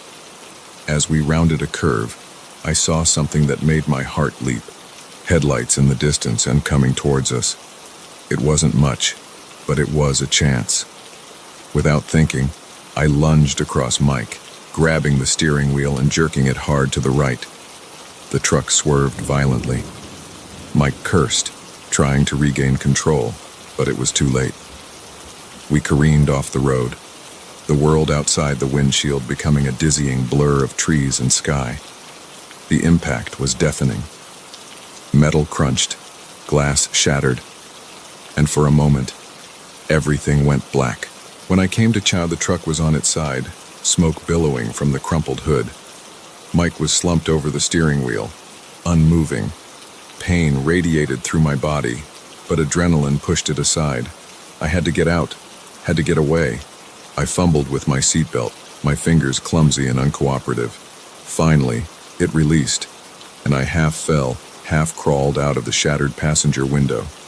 The cold night air hit me like a slap to the face, clearing some of the fog from my mind. I could hear voices in the distance, the other driver, coming to investigate the crash. But I couldn't wait for them. I didn't know if Mike was still alive, still a threat. I stumbled into the woods, branches whipping at my face, roots threatening to trip me with every step. I didn't know where I was going, only that I had to put as much distance between myself and that truck as possible. I don't know how long I ran. Time lost all meaning in the dark forest. But eventually, my legs gave out, and I collapsed to the ground, gasping for breath. As I lay there, leaves crunching beneath me, the full weight of what had just happened crashed over me. I began to sob, the sound echoing in the empty woods. I was lost, injured, and alone, but I was alive. I had escaped. As the sky began to lighten with the first hints of dawn, I heard something that made me want to cry with relief. Sirens, search parties, looking for survivors of the crash. I stumbled towards the sound, waving my arms and shouting hoarsely. When the rescue workers found me, I was a mess, covered in cuts and bruises, my clothes torn and dirty. But I was alive. Mike, they told me later, hadn't been so lucky. He'd died on impact. In the days that followed, as I gave statements to the police and tried to process my trauma, I learned the full extent of Mike's crimes. He'd been responsible for a string of disappearances along that highway, all women traveling alone. I had been intended to be his next victim. Now, years later, I still can't drive long distances alone. The sight of a pickup truck on a dark road is enough to send me into a panic attack. But I'm here, I'm alive, and I'm telling my story. Because the truth is, the world can be a dangerous place. Kindness can be a mask for cruelty, and help can be a trap. But we're stronger than we know, capable of fighting back even in our darkest moments. So if you're ever stranded on a lonely road, and a stranger offers help, remember my story. Be cautious, trust your instincts, and never, ever be afraid to fight for your life. Because sometimes, the difference between becoming a victim and becoming a survivor is a split-second decision to take control of your own fate. And to Mike, wherever his twisted soul ended up, I have one final message. You picked the wrong woman to mess with. I survived, I'm thriving, and your legacy will be nothing more than a cautionary tale, a reminder that evil doesn't always win. Sometimes, the prey becomes the predator, and the hunter becomes the hunted.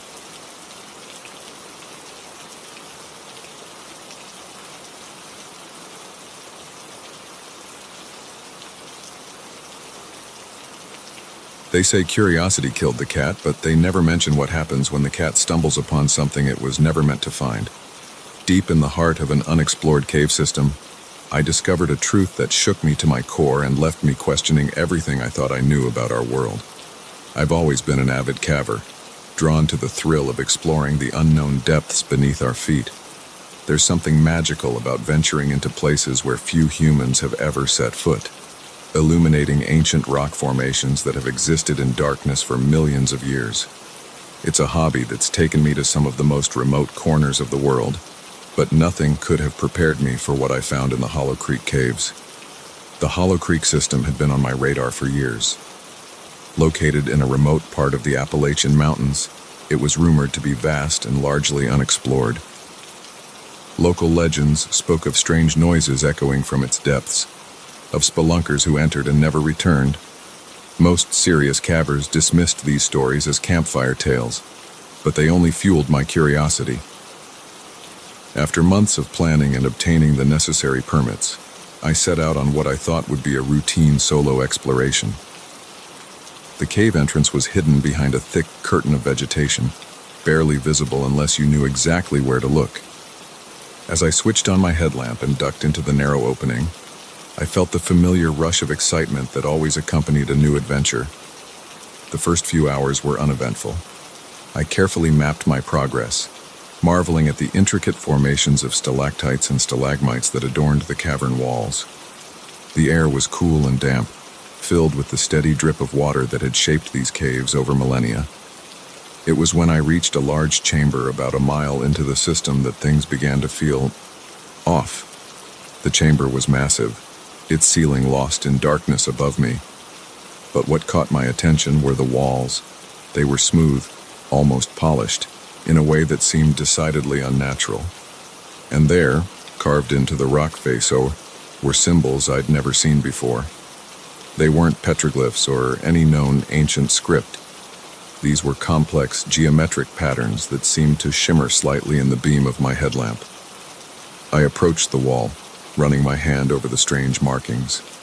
They were cool to the touch, but I could have sworn I felt a slight vibration, as if the rock itself was humming with some hidden energy.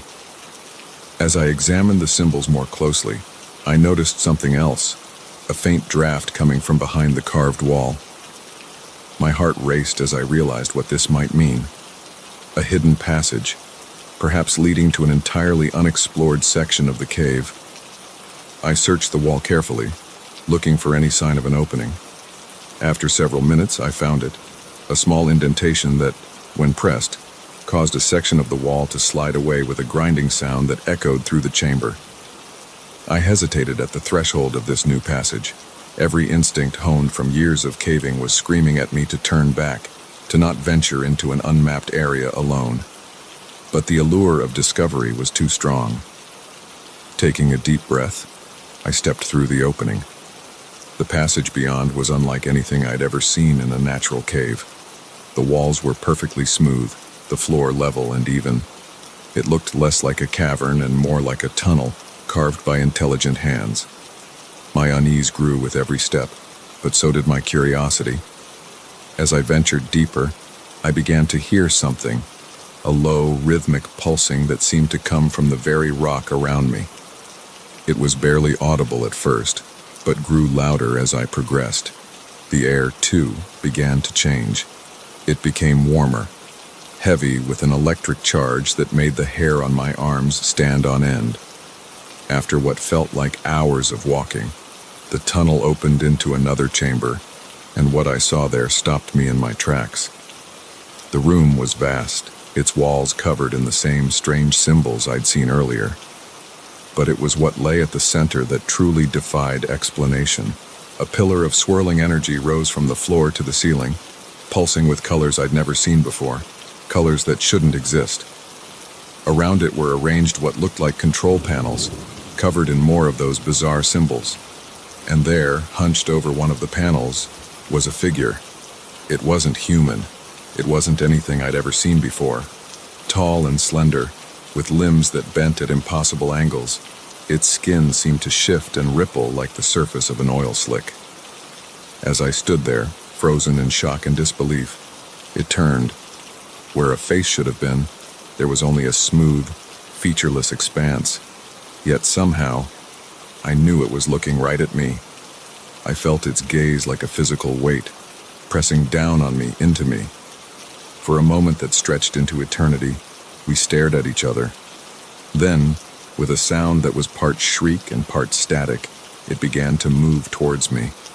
Its movements were jerky, unnatural, like a stop-motion animation brought to terrifying life. I ran like I'd never run before, my heart pounding so hard I thought it might burst from my chest. I could hear it behind me, that awful shrieking getting closer. The symbols on the walls seemed to blur as I raced past, and I swear I saw some of them move, rearranging themselves as if trying to block my path. I don't know how I found my way back to the main chamber. Everything was a blur of panic and adrenaline, but suddenly, I was there, scrambling through the hidden door, not daring to look back. I didn't stop running until I burst out of the cave entrance, into the blessed light of day. As I stood there, gasping for breath, I turned to look back at the cave. The entrance looked just as it had when I'd arrived, a simple opening in the rock face, giving no hint of the impossibilities that lay within. For a wild moment, I wondered if I'd imagined it all. But the terror coursing through my veins was all too real. I've never gone back to Hollow Creek, never told anyone the full story of what I saw down there. Who would believe me? Some nights, I wake up in a cold sweat, the echo of that unearthly shriek ringing in my ears. I've pored over every book, every legend I can find, searching for some explanation for what I encountered. But deep down, I know the truth. There are things in this world, perhaps not even of this world, that defy all our understanding. The symbols haunt my dreams. Sometimes, I find myself absent-mindedly sketching them, only to rip up the paper in fear, because I can't shake the feeling that they're more than just writing. They're a key to something vast and ancient and utterly alien. I don't go caving anymore. Can't bring myself to venture into the darkness, knowing what might be lurking there. But sometimes, when I'm in a crowded city street or a busy shopping mall, I'll catch a glimpse of something out of the corner of my eye. A too-tall figure, a smooth, featureless face. It's gone when I turn to look, but I know it was there. There among us. Hidden, watching, waiting. For what, I don't know. But I do know this. The world is stranger and more terrifying than we can possibly imagine. And sometimes, the greatest dangers aren't the ones that lurk in the darkness, but the ones that hide in plain sight, just beyond the edge of our understanding. So if you're ever exploring a cave, and you come across symbols that shouldn't be there, or hear sounds that don't belong in our world, remember my story. Turn back, run, and pray that you haven't already been noticed by whatever watches from the shadows. Because once you've seen behind the veil, there's no going back. The knowledge will haunt you, change you, and leave you forever wondering what other secrets lie hidden in the dark places of our world.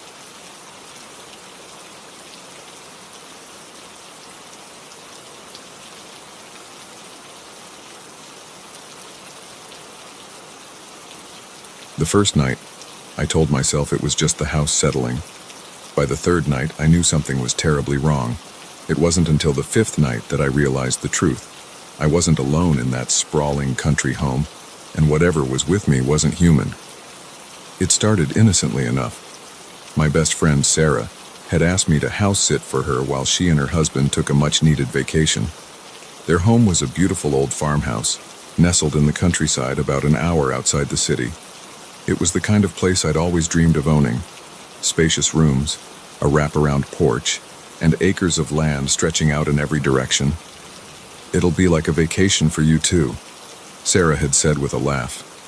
"Just you, peace and quiet, and miles of nothing." If only she'd known how wrong she'd be.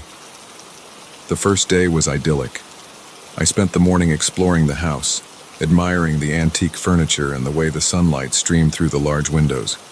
In the afternoon, I took a long walk around the property, breathing in the fresh country air and reveling in the solitude. As night fell, I settled into the cozy living room with a book and a glass of wine. The silence was profound, broken only by the occasional creak of the old house and the soft ticking of the grandfather clock in the hall. It was close to midnight when I heard it, a soft thud from upstairs. like something heavy being set down. I froze, my book forgotten in my lap. Sarah had mentioned that their cat, Milo, was staying with a neighbor. The house should have been empty except for me. I listened intently, but the sound wasn't repeated. After a few minutes, I convinced myself it was just the house settling. Old buildings make all sorts of noises, right? I finished my wine and headed to bed, pushing the incident out of my mind. The second night passed uneventfully, lulling me into a false sense of security. But on the third night, things took a turn.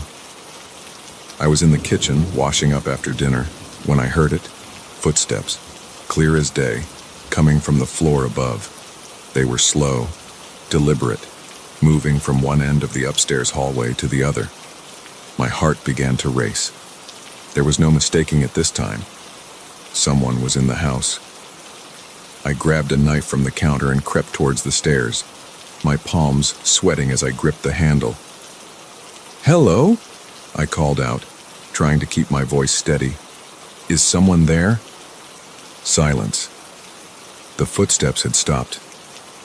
I climbed the stairs slowly, every creak of the old wood sending a jolt of fear through me. When I reached the top, I flicked on the lights.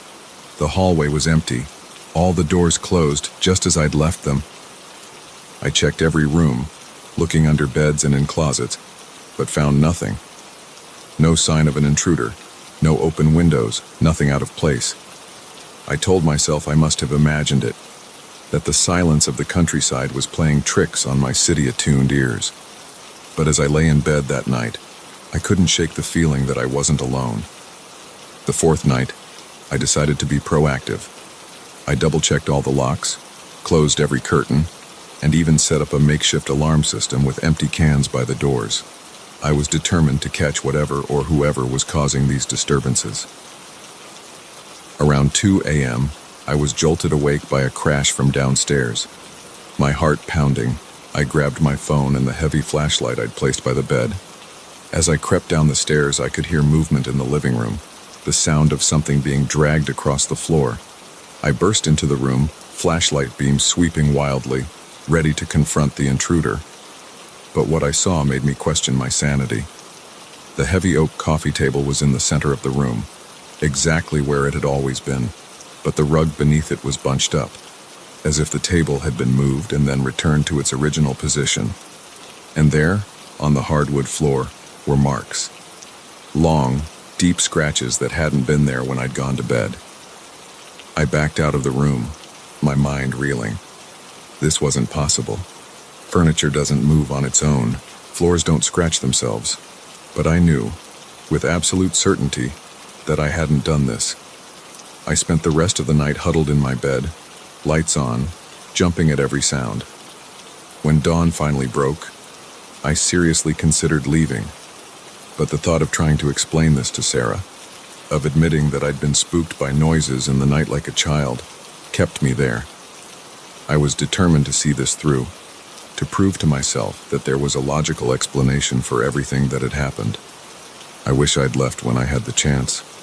The fifth night started quietly, too quietly. The usual nighttime sounds, crickets chirping, the rustle of wind through trees, were absent. It was as if the world outside had been muted, leaving only an oppressive silence.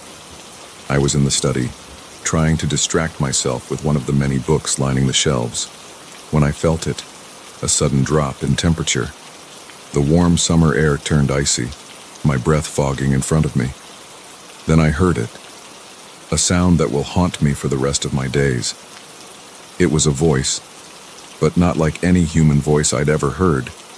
It was deep, resonant, seeming to come from everywhere and nowhere at once. "You don't belong here," it said, the words reverberating through my very bones. I spun around, my heart in my throat, but the room was empty. "Who's there?" I called out, my voice shaking. "Show yourself."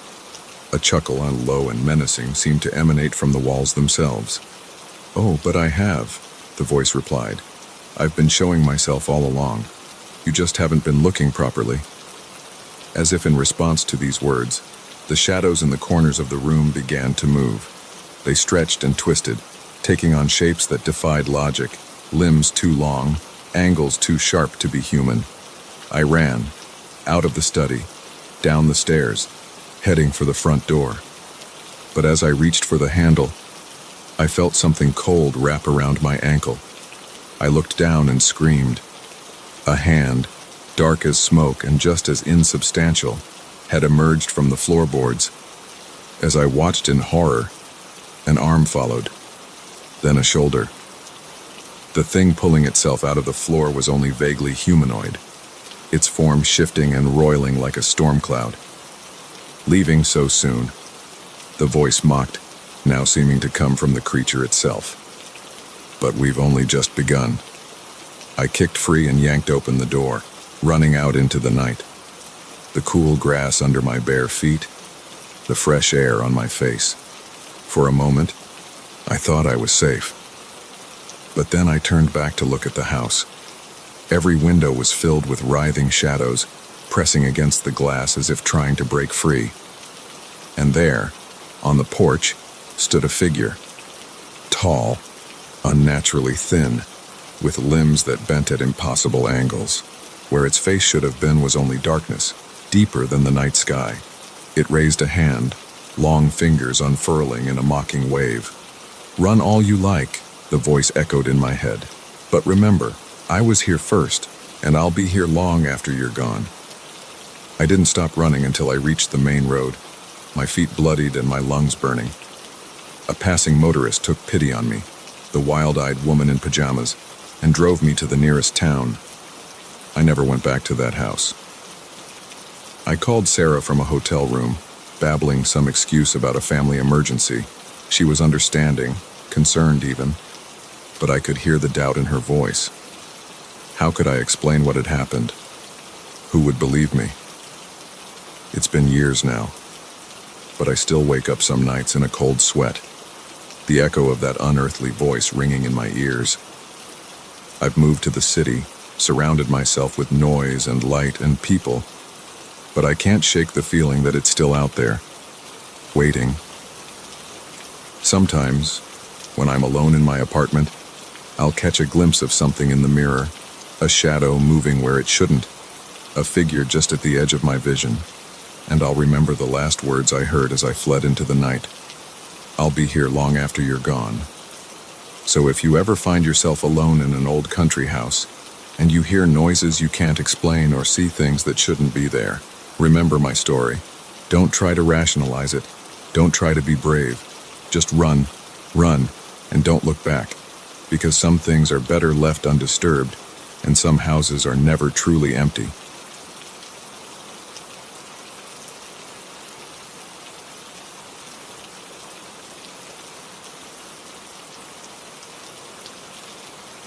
The old factory stood silent, a hulking shadow against the night sky. But as I stepped inside for my first shift as the night security guard, I realized that silent was the last word I'd use to describe this place. Some buildings sleep at night.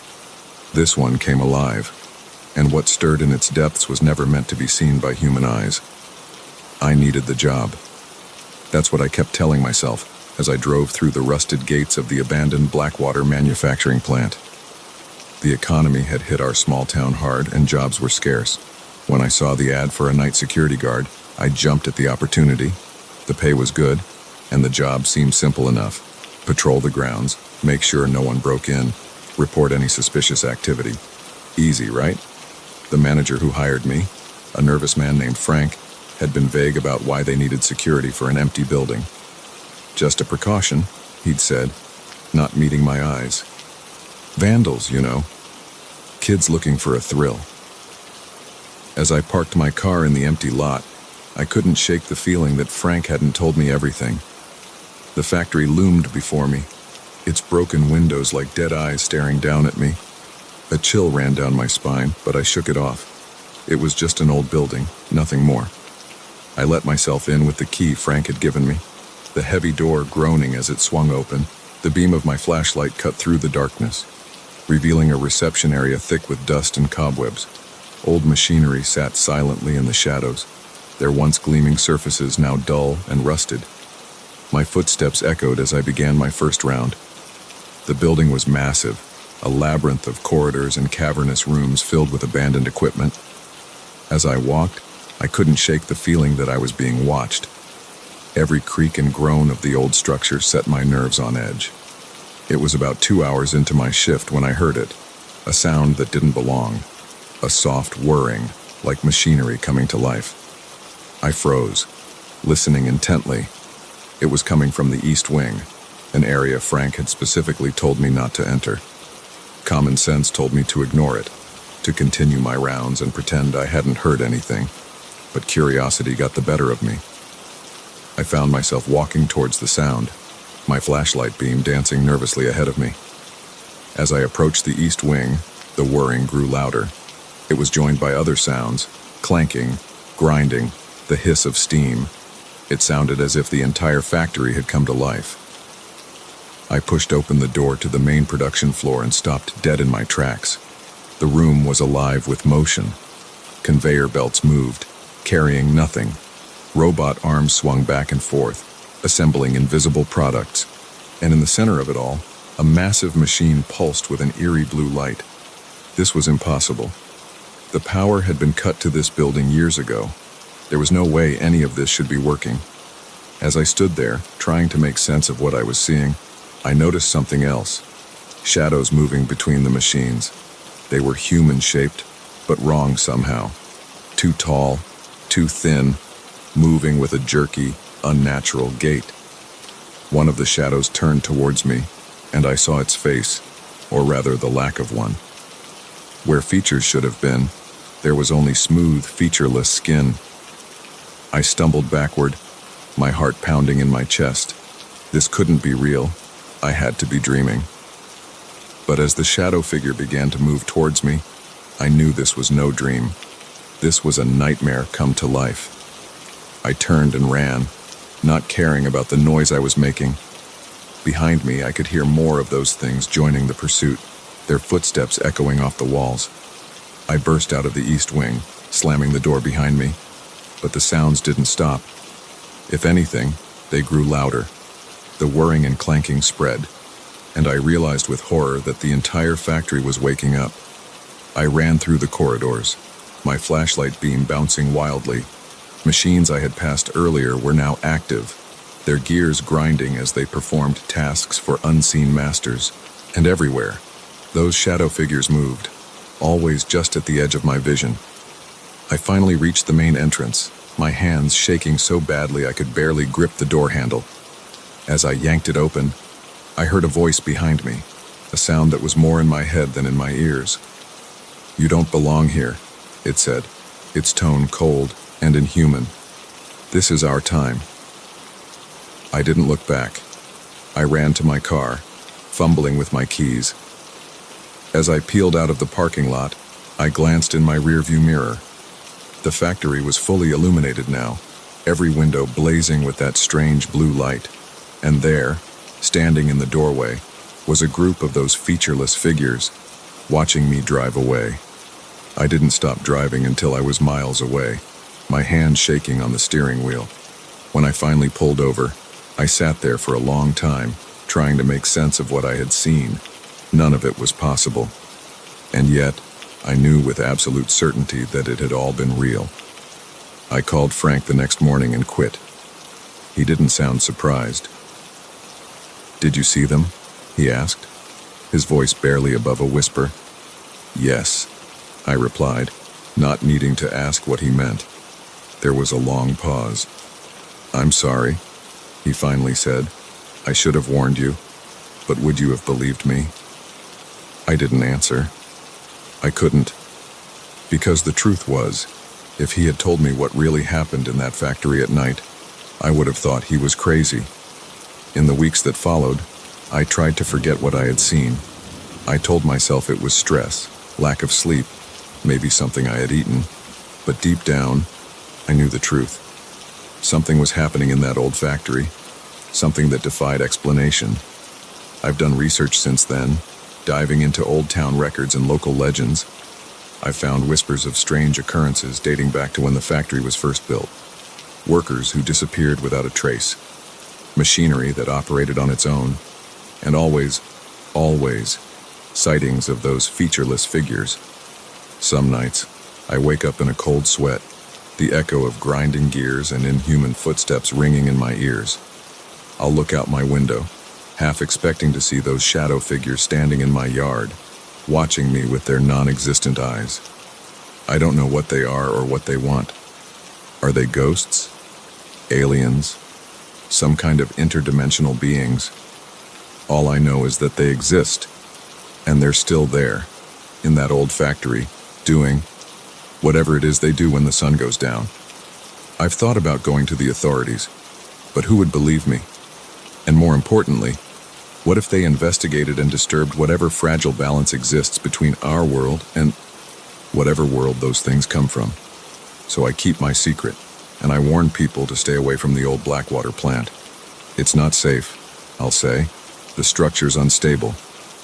It's not the whole truth, but it's enough to keep people away. And that's what matters.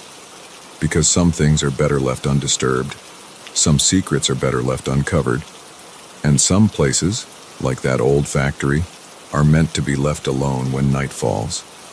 If you ever find yourself driving past an abandoned building late at night, and you see lights on when there shouldn't be any, or hear machinery running when everything should be silent, remember my story. Don't investigate. Don't let curiosity get the better of you. Just keep driving, and be grateful that the barrier between our world and theirs remains intact. For now.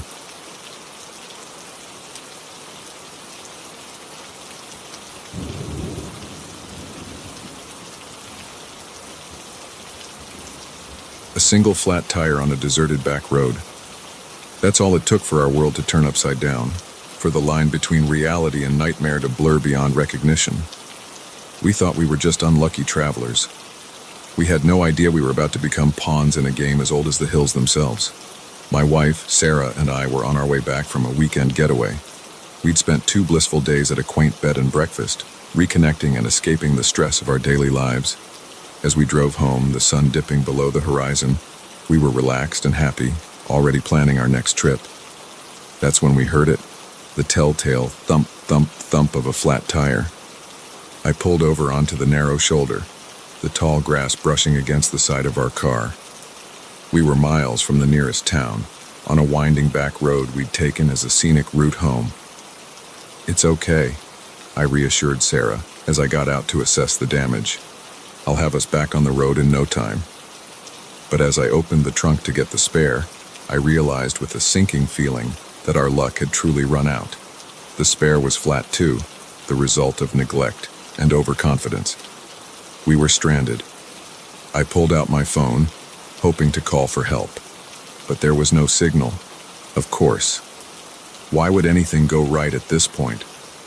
We'll just have to wait for someone to drive by, I said, trying to sound more confident than I felt. Someone's bound to come along eventually. Sarah nodded, but I could see the worry in her eyes. The road was deserted, and the encroaching darkness made the surrounding woods seem ominous and forbidding. As we stood there, debating our options, I noticed something strange. Carved into the trunk of a nearby tree was a symbol, a crude circle with a line through it. I wouldn't have thought much of it, except I suddenly realized I'd seen the same symbol a few miles back, spray-painted on an old barn. "Hey, Sarah," I called out. "Come look at this." She walked over, her brow furrowing as she examined the carving. "Weird," she muttered. "Do you think it means something?" Before I could answer, we heard the sound of an approaching vehicle. Relief washed over me as I saw headlights appear around the bend. It was an old pickup truck, slowing down as it neared us.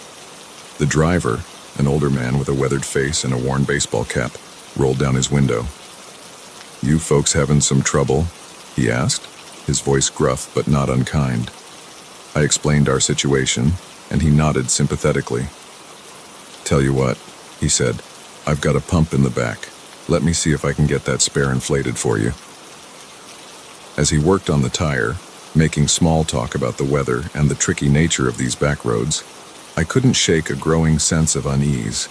Something about this whole situation felt off, but I couldn't put my finger on why. That's when I noticed it. Another of those strange symbols, this time painted on the side of the man's truck. It was partially obscured by mud, but unmistakably the same design. I was about to mention it to Sarah when I heard the sound of another vehicle approaching, and another, and another. Within minutes, we were surrounded by a half-dozen cars and trucks, all having appeared as if from nowhere. The drivers got out, forming a loose circle around us. They were a mixed group, men and women, young and old, but they all had the same blank expression, the same unsettling stillness.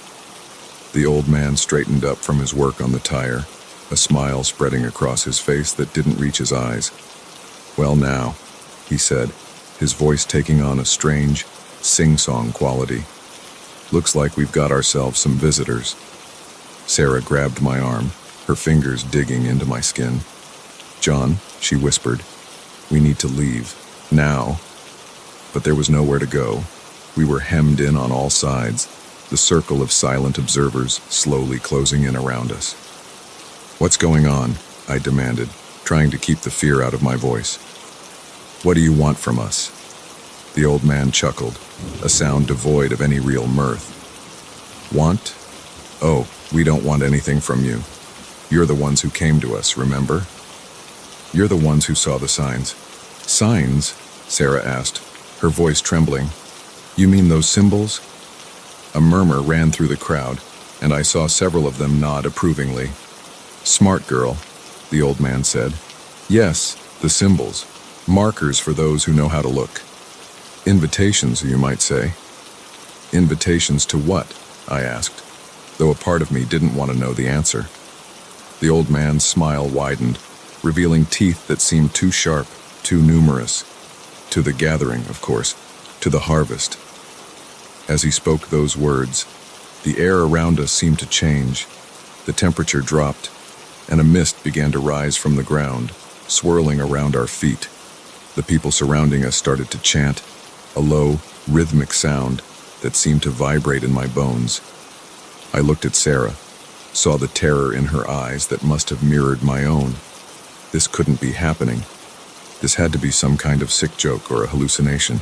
But the chill in the air, the growing pressure in my head, it all felt terrifyingly real. "Please," I said, hating the pleading tone in my voice. "We don't want any trouble. Just let us go and we'll forget this ever happened." The old man laughed, and this time, the others joined in. It was a horrible sound, more akin to the cawing of crows than human laughter. "Oh, my boy," he said, shaking his head as if I'd said something terribly naive. "And it's far too late for that. You've been chosen. The old ones are hungry, and you've wandered right into their feeding grounds." As he spoke, I began to notice changes in the people around us. Their features seemed to blur and shift, becoming less human with each passing second. Limbs elongated, fingers stretching into claws, and their faces, their faces began to melt away, leaving smooth, blank expanses of skin. Sarah screamed, the sound piercing through the chanting. I grabbed her hand and made a desperate lunge for the gap between two of the creatures, hoping against hope that we could break through their circle. For a moment, I thought we'd made it. We burst through the line, our feet pounding against the asphalt as we ran blindly into the night. But then I heard it, the sound of pursuit. Not the heavy footfalls I expected, but a sort of slithering, squelching noise that turned my stomach. We ran until our lungs burned, until the taste of blood filled my mouth. But no matter how fast we went, the sounds behind us never faded. If anything, they grew closer. Just as I thought we couldn't go on, I saw lights ahead, a gas station, its fluorescent glow a beacon of hope in the darkness. We stumbled towards it, gasping for breath. As we burst into the harsh light of the parking lot, I risked a glance behind us. What I saw nearly stopped my heart. The road behind us was empty, no pursuers, no monstrous creatures, just an empty stretch of asphalt disappearing into the darkness. The attendant looked up as we crashed through the door, his eyes widening at our disheveled appearance. "You folks okay?" he asked, already reaching for the phone. I opened my mouth to explain, to pour out the insane story of what had just happened. But as I met Sarah's eyes, I saw the same realization dawning there that I felt. Who would believe us? We'd sound crazy, possibly drunk or high. "Flat tire," Sarah managed to gasp out. "Had to run to find help." The attendant nodded sympathetically, buying our story without question. As he called a tow truck for us, I sank into a chair, my mind reeling. What had we just experienced? Was it real, or some shared delusion brought on by stress and the isolation of that dark road? But as I sat there, I felt something in my pocket, something that hadn't been there before. With trembling fingers, I pulled it out. It was a small wooden disc, and carved into its surface was that same symbol, a circle with a line through it. I quickly shoved it back into my pocket, my blood running cold, because I knew then that it had all been real, and I knew that somewhere out there, in the darkness beyond the lights of civilization, they were waiting for the next unwary travelers to see their signs, to stumble into their trap. We never drove down back roads again after that night. We stuck to well-lit highways, always making sure our spare tire was in good condition. But sometimes, on dark nights when the wind whispers through the trees, I find myself looking out the window, half expecting to see those blank faces staring back at me. And I wonder, how many others have seen those symbols? How many have been invited to the harvest? And most chillingly of all, how long before they decide to bring their ancient, hungry gods to the cities where the hunting grounds are so much richer? So if you're ever driving down a lonely road at night and you see strange symbols carved into trees or painted on old barns, don't slow down. Don't stop to investigate.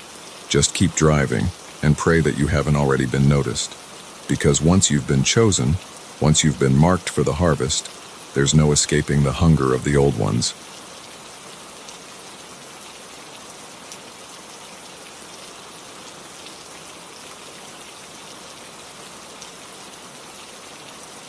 The wilderness was supposed to clear my mind, not fill it with terror.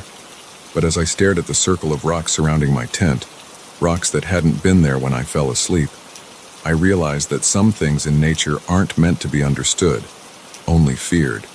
I'd always been the outdoorsy type, finding solace in the quiet of the forest and the challenge of rugged terrain.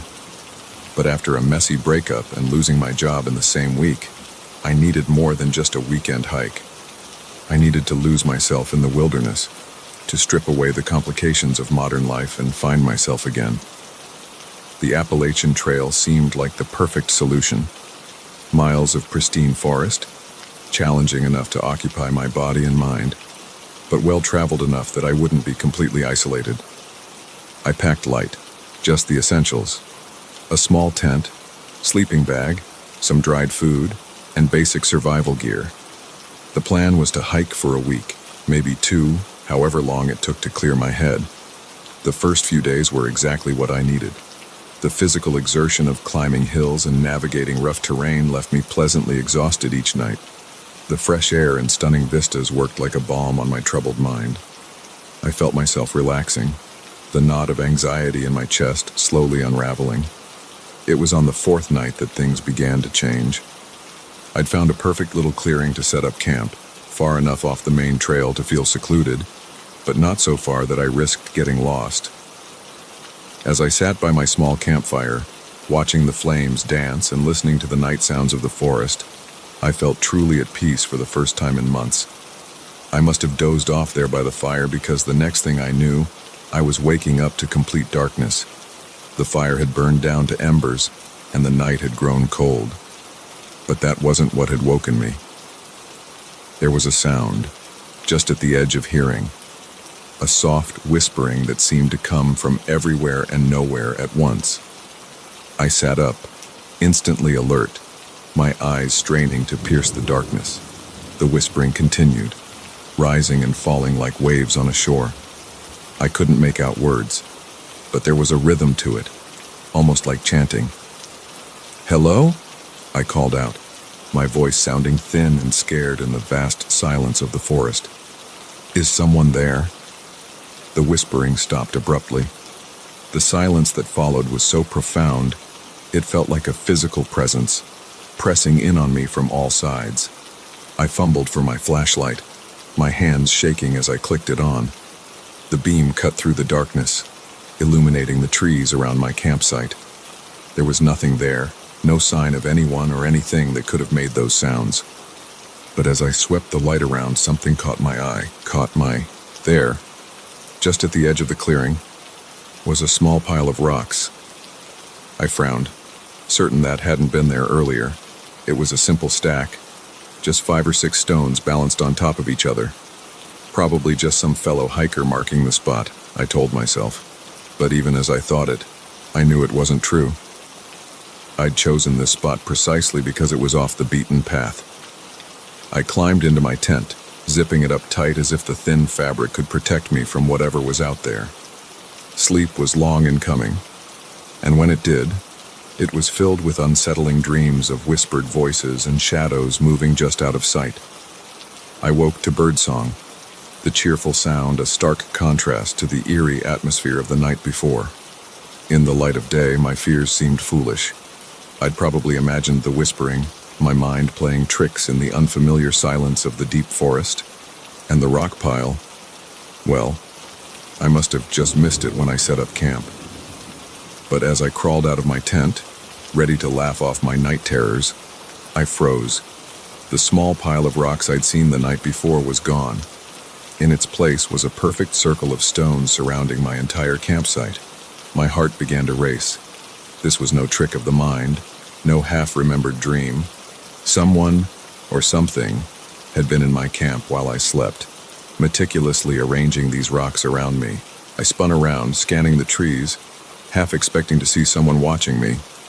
But the forest was quiet, peaceful even, betraying no sign of the nocturnal activities that had taken place. With shaking hands, I began to pack up my camp. Whatever was going on here, I wanted no part of it. I'd hike back to the main trail and figure out my next move from there. As I was rolling up my tent, I heard it again, that soft, insistent whispering. It seemed to be coming from deeper in the forest, beckoning me. Against my better judgment, I found myself drawn towards the sound. I pushed through the underbrush, branches scratching at my face and arms. The whispering grew louder, more distinct, though I still couldn't make out any words. It led me to another clearing, smaller than the one I'd camped in. What I saw there stopped me in my tracks. The clearing was filled with stone circles, dozens of them, ranging from tiny rings the size of my palm to massive formations that must have taken multiple people to construct. And there, in the center of it all, was a symbol carved into the trunk of a massive oak tree, a crude circle with a line drawn through it. I approached the tree, my hand reaching out almost of its own accord to trace the carving. As my fingers touched the rough bark, the whispering suddenly stopped. The silence that followed was deafening. Then, from behind me, a twig snapped. I whirled around, my heart pounding so hard I thought it might burst from my chest. There at the edge of the clearing stood a figure. It was tall, impossibly tall, its limbs too long and bent at unnatural angles.